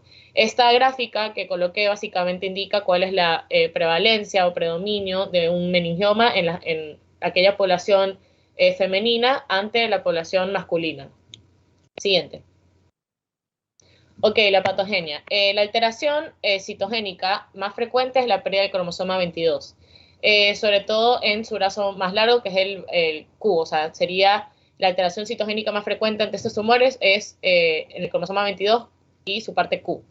Las deleciones incluyen la región también 12, que es en la que se localiza el gen que mencioné, que es el gen NF2, que es el que codifica la proteína de merlina. En los meningiomas que no albergan mutaciones de este gen, también se encuentra que en estos pacientes hay afectación del factor 7, que es el factor asociado al receptor TNF, y que este se encarga básicamente de identificar a un subgrupo molecular definido de meningiomas. Por el contrario, también se dice que los meningiomas de alto grado se suelen asociar a mutaciones del gen mencionado al principio, que es el NF2, y la pérdida del cromosoma 22. Siguiente. Ok, ahora sí les voy a hablar más sobre la parte histológica, que se ha encontrado, o para su mejor estudio, diferentes patrones histológicos. Entre los patrones histológicos se definen el patrón sincitial, o también llamado meningotelial, que recibe su nombre de los cúmulos en espiral de las células sin membranas celulares visibles que se asientan en grupos densos. Luego también encontramos el patrón fibroblástico, que básicamente es aquel donde se encuentran células alargadas y depósitos abundantes de colágeno entre estas células alargadas. Luego tenemos el patrón transicional, que es el que comparte las mismas características tanto del tipo sincitial y el tipo fibroblástico, que son los dos que mencioné al principio. Y el patrón, también hay otro patrón que se le denomina somamomatoso, con numerosos cuerpos de samoma, como le indica su nombre, y que aparentemente se forman por la calcificación de los nidos sincitiales de las células meningioteliales. El secretor con gotículas eosinófilas, o sea, PAS positivas, intercitoplásmicas, luces intracelulares que se pueden encontrar ante el estudio microscópico eléctrico, parecen indicar que solo el subtipo secretor se asocia a un genotipo específico. O sea, a la alteración de los genes mencionados anteriormente en la patogenia. También se dice que es frecuente encontrar degeneración xantomatosa, metaplasia, a menudo a nivel óseo, y un pleomorfismo nuclear moderado en estos meningiomas. También se ha dicho que en estas lesiones se ha demostrado que hay un índice proliferativo que es predictor del comportamiento biológico del tumor. Y bueno, y finalmente el patrón microquístico es el que tiene un aspecto esponjoso y laxo. Siguiente. Ok, en esta imagen. Bueno, aquí observamos los cambios morfológicos microscópicos. Se observan diversos patrones histológicos que a veces no tienen importancia pronóstica, pero sí para conocer la agresividad del tumor. Los meningiomas tienen muchos patrones microscópicos diferentes, como vimos, y aquí específicamente las células se disponen en un patrón compacto y como arremolinado, con núcleos ovales que contienen cromatina dispersa, que les confiere el aspecto vesicular abierto. Los meningiomas también pueden tener cuerpos de samoma o incluso elementos fibroblásticos. Algunos meningiomas también, en particular cuando son múltiples, se asocian a la neurofibromatosis de tipo 2, entonces vamos a tener características un poco similares. También se dice que los meningiomas atípicos tienen un índice mitótico elevado, o sea, va a haber un aumento de la celularidad y un incremento en la proporción núcleo-citoplasma. Y así se asocian con una invasión local, un riesgo aumentado de resida y eso. Siguiente. Bueno, aquí tenemos otra imagen de los cambios que se dan a nivel histológico. En esta tenemos un meningioma con crecimiento celular, que a diferencia del otro se tiene un patrón espiral y tiene los cuerpos de samoma. Siguiente. Ok, las manifestaciones clínicas. Bueno, los meningiomas crecen normalmente de forma lenta y las manifestaciones clínicas que se dan, los signos y síntomas que consultan los pacientes tienen que ver normalmente con el tamaño del tumor y qué elementos anatómicos se encuentre comprimiendo en el cerebro. Por lo tanto, por lo general, los síntomas ya suelen aparecer cuando un tumor ya tiene un gran tamaño, y estos van a ocasionar cambios en la visión, dolores de cabeza, o sea, cefaleas, pérdida auditiva, pérdida de memoria, pérdida del olfato, convulsiones en el peor de los casos, debilidad de los miembros superiores e inferiores o algún tipo de parestesia y dificultad en el lenguaje, que son signos y síntomas bastante importantes porque nos indica a qué nivel o a qué nervios el tumor se encuentra afectando por su tamaño. Siguiente.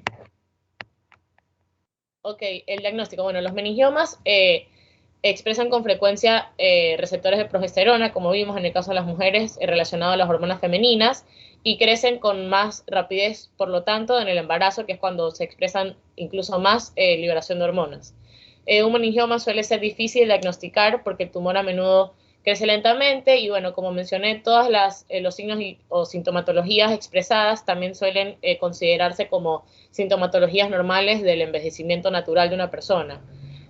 Normalmente cuando una persona llega con estos síntomas que son muy alarmantes, se los va a derivar a un neurólogo, y el neurólogo se encargará de realizar las diferentes pruebas neurológicas para poder determinar si estamos hablando de un tumor y consecuentemente de un meningioma, para así como poder diagnosticarlo definitivamente por medio de la exploración por tomografía computarizada, por alguna resonancia magnética o incluso durante la operación.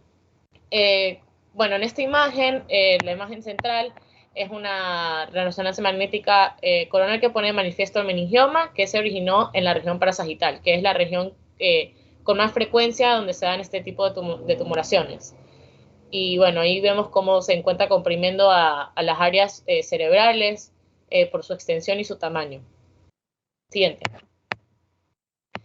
Bueno, hay que hacer un diagnóstico diferencial con otros tumores o incluso metástasis por las características histológicas que comparten a nivel de su celularidad y su multiplicación, su índice mitótico. Y bueno, se lo va a tener que diferenciar con un tumor fibroso solitario, con algún tipo de sarcoma poco diferenciado o incluso con la neurofibromatosis tipo 2 que comparte la alteración del gen NF2 con esta patología. Siguiente. Para el tratamiento, bueno, el tratamiento de los meningiomas, ya sean sintomáticos o en periodo de crecimiento, va a ser la mejor opción una resección quirúrgica o incluso una radioterapia para disminuir el tamaño del tumor. Para los meningiomas que son pequeños y asintomáticos, sobre todo en las personas de mayor edad, es suficiente realizar una monitorización, o sea, del paciente para controlar el tamaño del tumor. Los meningiomas que son sintomáticos y están en crecimiento deben ser resecados siempre que sea posible. En algunos casos, la cirugía suele poder causar más daño que el mismo tumor. Por lo tanto, otras opciones serían realizar radiocirugías o bueno, intentar tratarlo de la mejor forma posible sin recurrir a la cirugía. Pero si el tumor llega a invadir los vasos sanguíneos o están cerca de áreas críticas del cerebro como el tronco encefálico, una resección es la mejor opción como tratamiento. Siguiente. Bueno, como puntos importantes a recalcar de este tema, de esta patología, es que la mayor parte de los meningiomas tienen un riesgo a un crecimiento agresivo o incluso llegar a una recaída. Los estudios genéticos son importantes a realizar porque estos indican que las lesiones múltiples se representan con mucha mayor frecuencia y va a haber tumoraciones. Y hay que repetir que los meningiomas son raros en los niños, son infrecuentes, pero son posibles, y que las mujeres son más propensas a esta tumoración que los hombres. Siguiente. Bueno, ahora voy a proseguir a leer el abstract que encontré. Y bueno, meningioma, a common primary brain tumor in adults, it's graded based on World Health Organization criteria that relies on histology alone.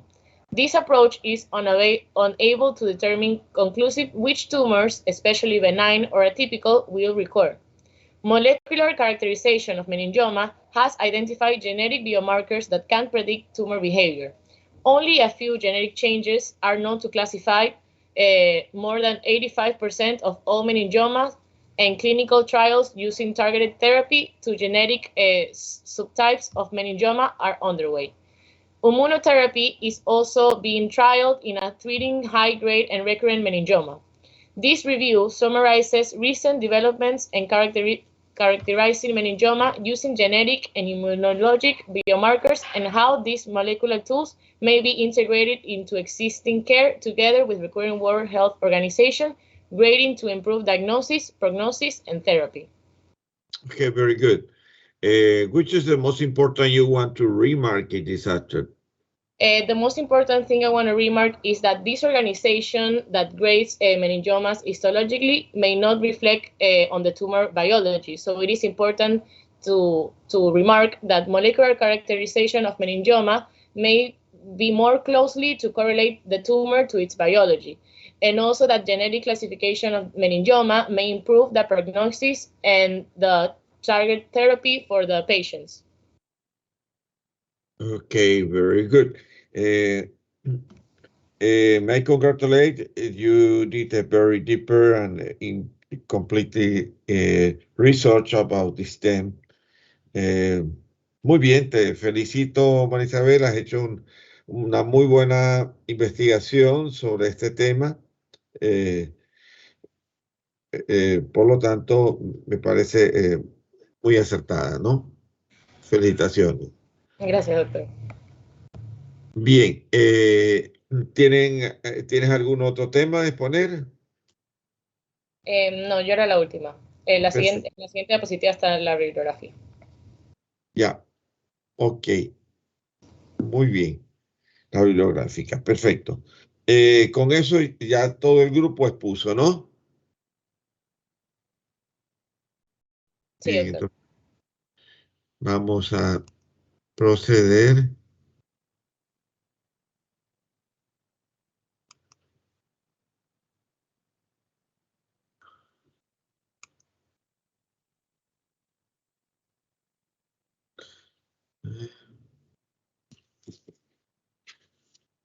Slide 16.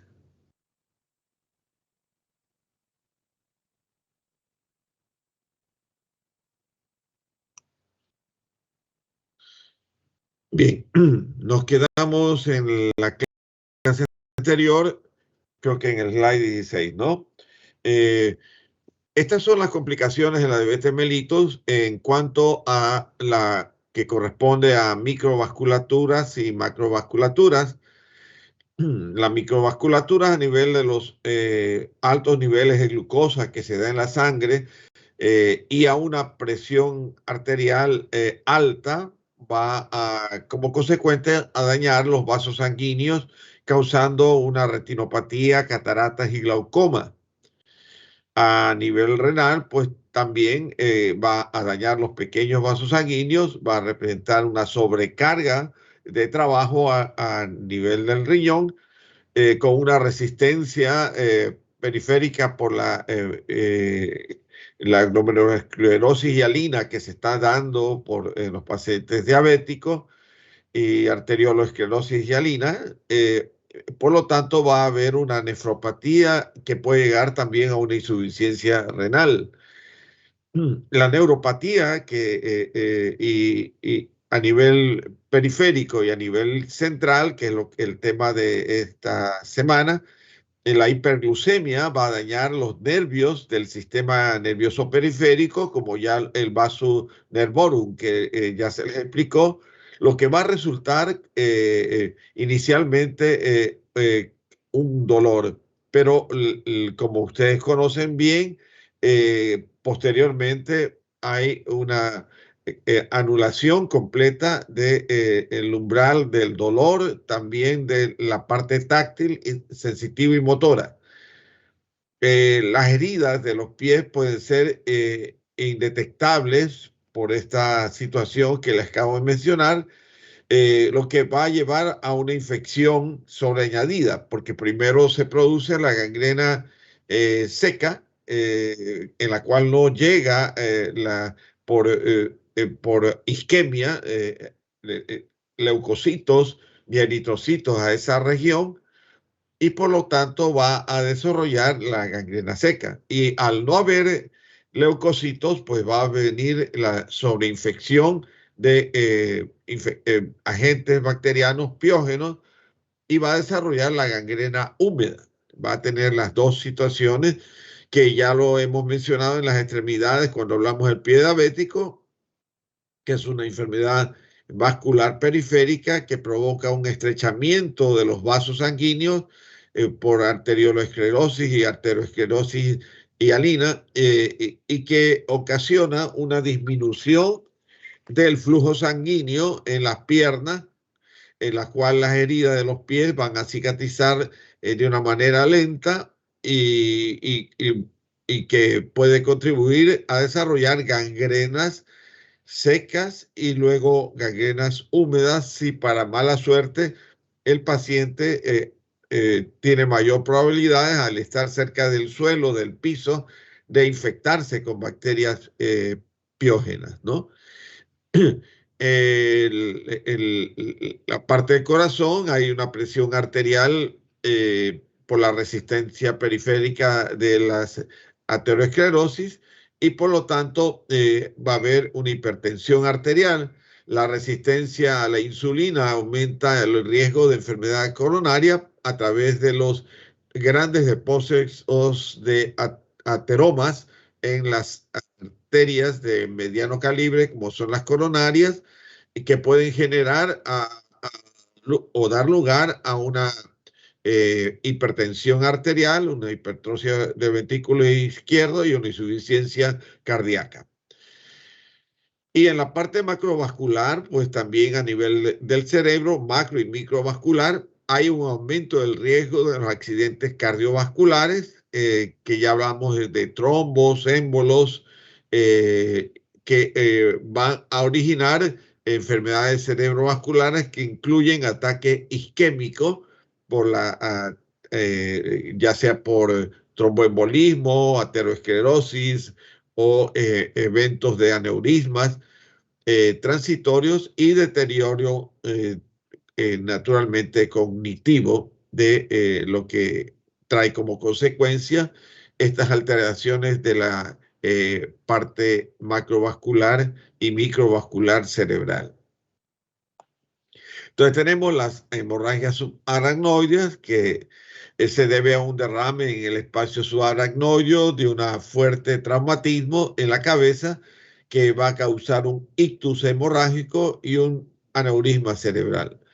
El aneurisma es la debilidad de la pared de las arterias y de los vasos sanguíneos que va a provocar una dilatación con un abombamiento de la pared del vaso y una súbita tensión que puede causar una rotura del vaso por una hipertensión intracraniana.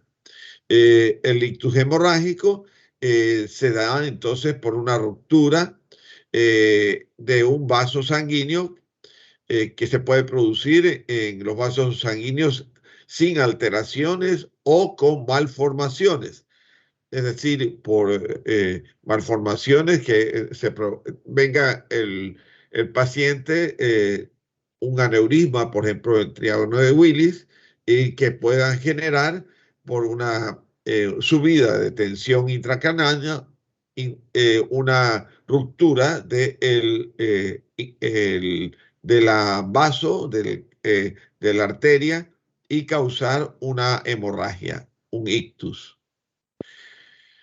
Los accidentes cerebrovascular con isquemia, entonces va a producir ya sea por un coágulo sanguíneo, como lo observamos en la parte derecha, que obstruye el flujo de la sangre y ciertas partes del cerebro, causando isquemia, o por un émbolo causado por un coágulo sanguíneo que se origina en otro lugar del organismo, que generalmente, como ya hemos mencionado, en las arterias coronarias del corazón, que forman aterotrombos que se desprenden y van a dar émbolos, que va a viajar por la sangre hasta llegar al cerebro y detenerse en el sitio que concomitantemente están las arterias pues ocluidas por placas de ateroma.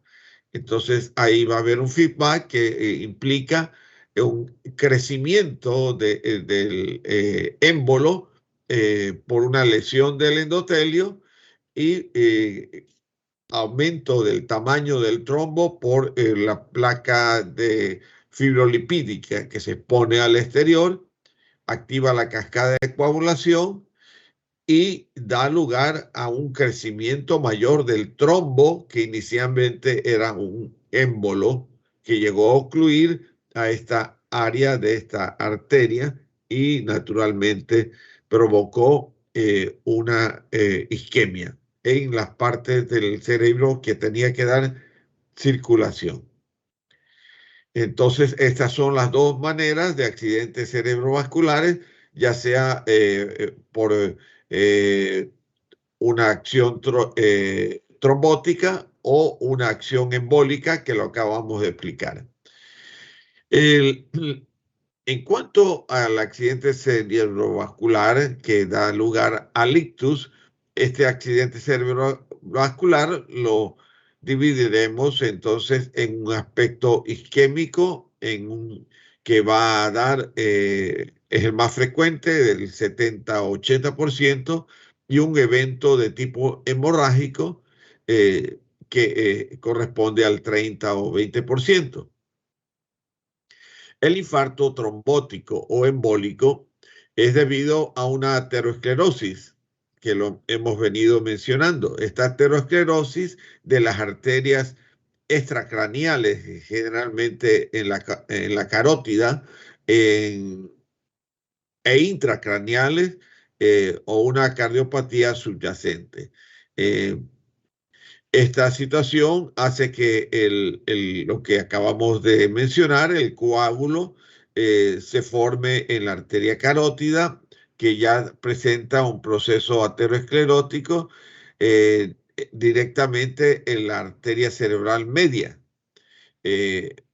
O puede ser que sea por un émbolo que venga viajando por la parte circulatoria, y un fragmento de coágulo que se originó en el corazón llegue a una arteria más proximal y cause o dé lugar al infarto. Como ustedes ven, tanto la trombosis como la embolia va a impedir que la circulación sanguínea llegue a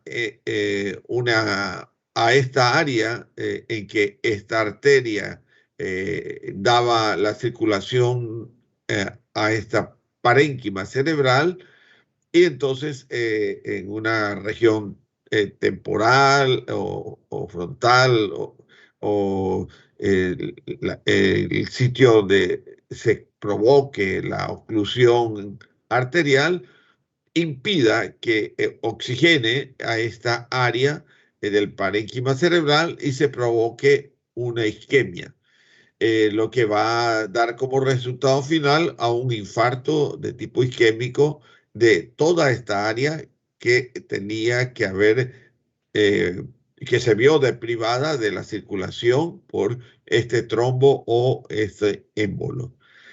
Entonces, esta situación de falta de circulación a esta región va a dar una hipoxia con una baja de oxigenación en estas zonas, y generalmente guarda siempre una íntima relación con pacientes diabéticos que son hipertensos, que tienen una hipoperfusión cerebral debido a los infartos con áreas distales y no oclusivos vasculares.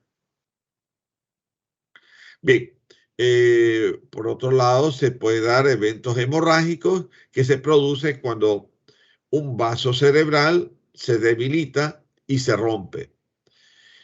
En ese momento se produce una hemorragia subaracnoidea o intracerebral, lo que va a producir una zona amplia de hemorragia intracraneal, generalmente que afecta al área encefálica más extensa. Y aquí vemos una hemorragia intracerebral debido a una hipertensión intracraneal y una hemorragia de tipo subaracnoidea, en la cual hay una ruptura de un aneurisma. Cualquiera de estos dos eventos se puede dar. Entonces, esta ruptura de estas arterias va a causar la hemorragia intracraneal. Esta hemorragia intraparenquimatosa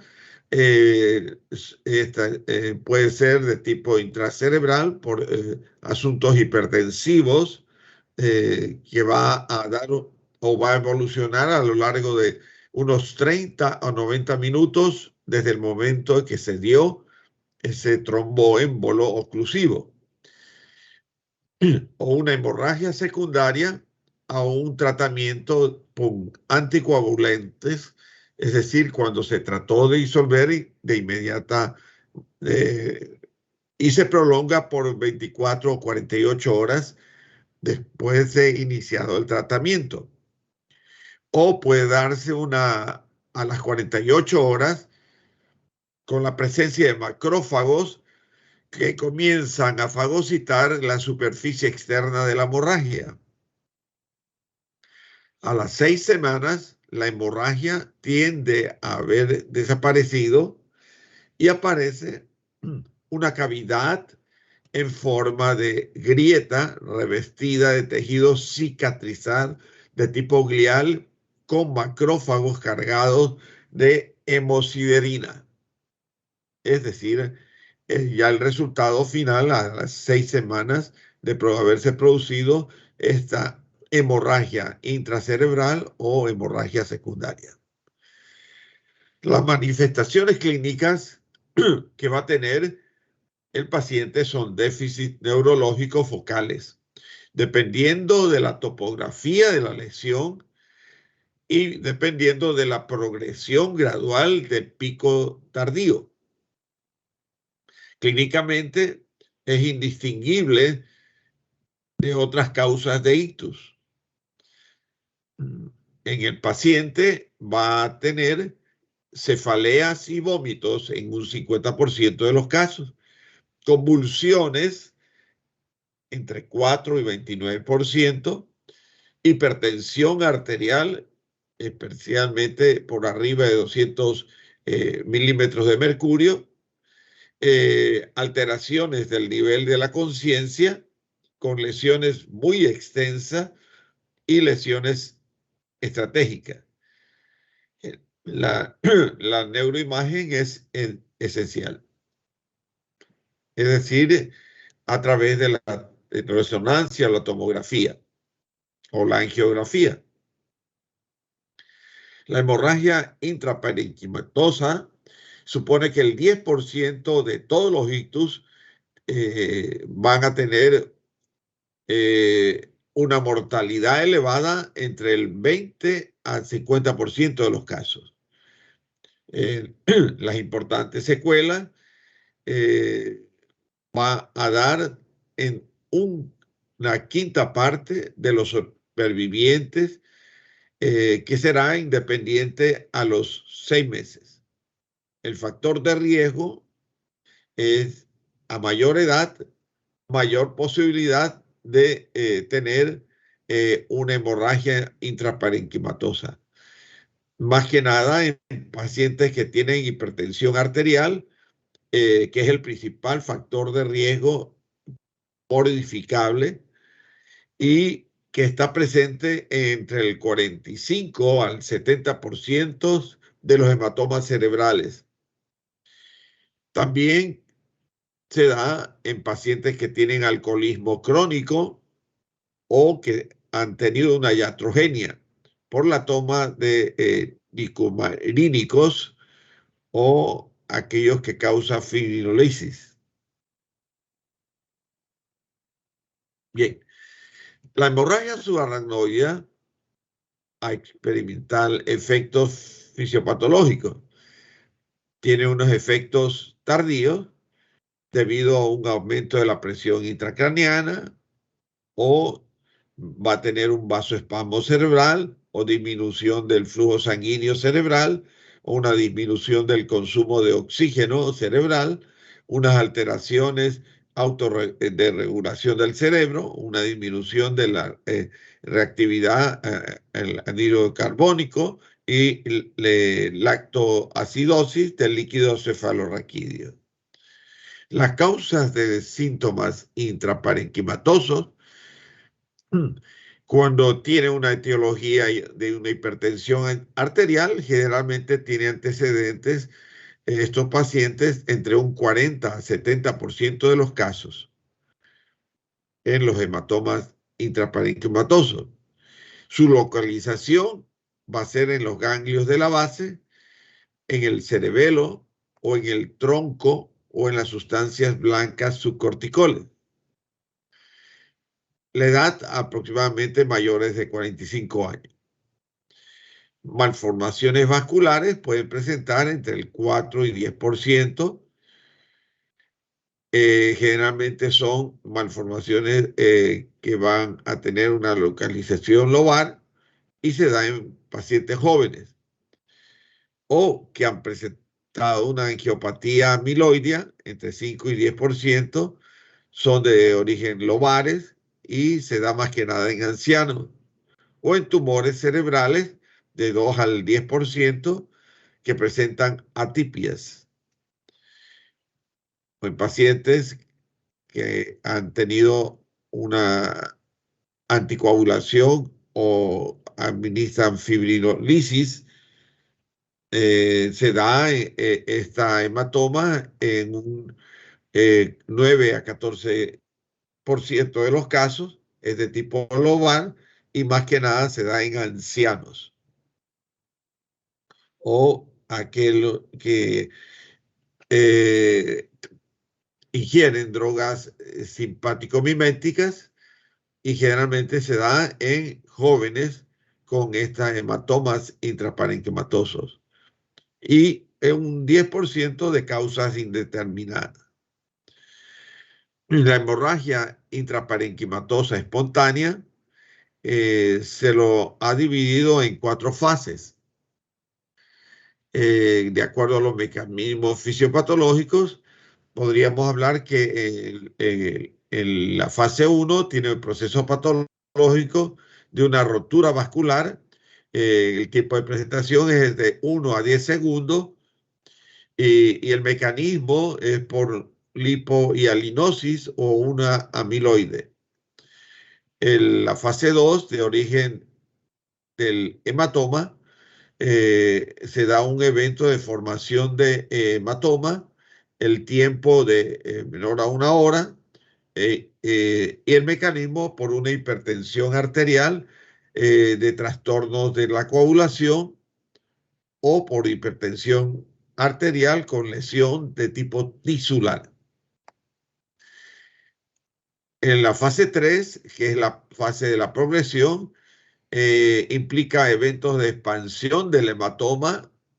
El hematoma comienza a expandirse, se da a las 1 o 6 horas posterior al evento de una hipertensión arterial o una lesión tisular y también vascular perihematoma, ¿no?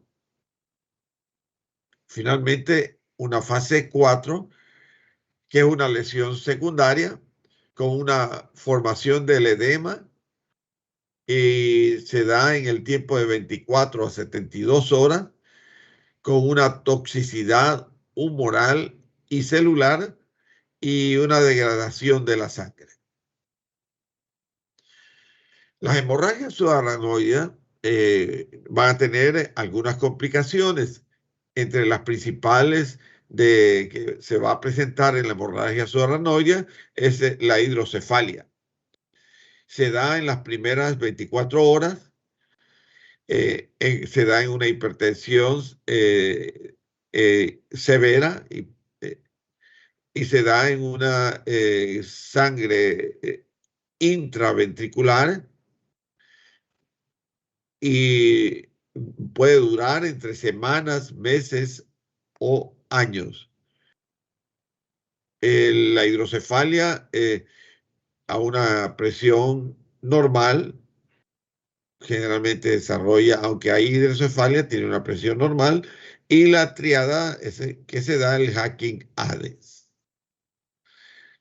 La hemorragia subaracnoidea puede deberse a discrasias sanguíneas como coagulopatía, coagulación intravascular diseminada, leucemias o trombocitopenia, o a una vasculopatía con angiopatía amiloidea, disección de las arterias cervicales y craneales, displasia fibromuscular o una vasculitis con colagenopatías. Esta hemorragia... Doctor, ¿sí? disculpe que le interrumpa, lo que pasa es que ya son la 1.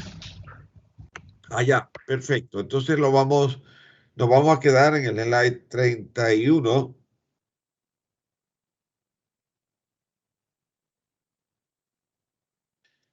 Y continuaremos el día lunes El día martes, el grupo que tiene que venir presentando es sobre patologías del sistema hematopoyético. Por favor, incluyan, ya creo que se le dijo, leucemia aguda mieloide dentro de las patologías que tienen que preparar. ¿Ok? Entonces, les voy a tomar lista. El día lunes terminaré de ponerles lo que falta de esto para que el día martes comenzar con el sistema hematopoyético. ¿Alguna pregunta? Todo claro, doctor. Perfecto. Ok. Por favor, dicen presente conforme lo llame. Aguirre. Aguirre. Alonso. Alonso. Andrade. Presente, doctor. Astudillo. Presente, doctor. Valda. Valda Estefanía. Presente, Valda doctor. Desiderio. Presente, doctor.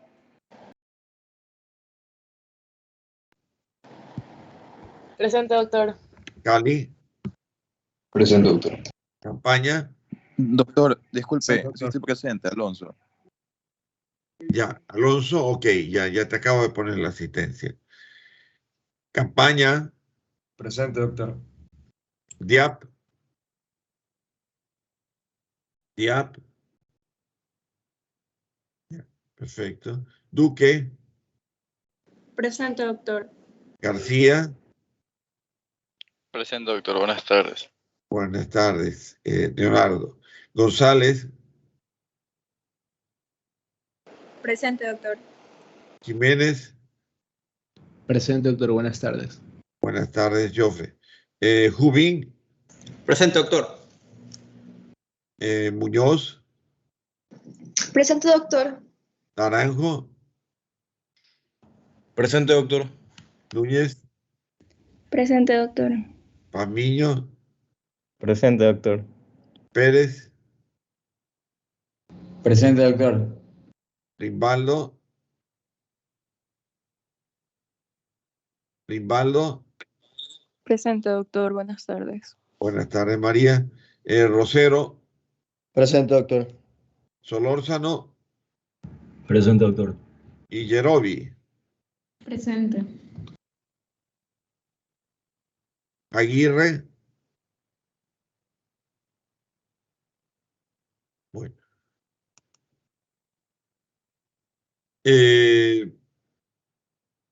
Bien. Dime.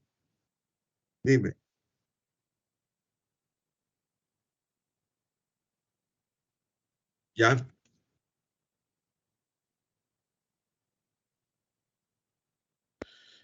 ¿Cuál? ¿El de la próxima semana? Ya está ahí. Ustedes tienen el programa.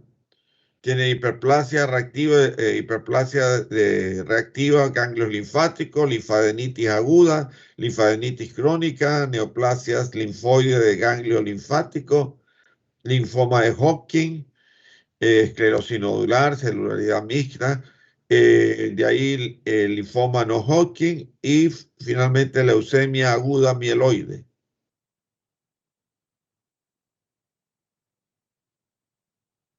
Ya, de nada. Bien, que tengan un bonito fin de semana, cuídense mucho, usen siempre mascarilla, lávense constantemente las manos, distanciamiento por lo menos de 2 metros. Acuérdense que hay nuevos genotipos, que hay que tener mucho cuidado con hasta que ustedes puedan vacunarse masivamente, que Dios mediante ya se está por darse.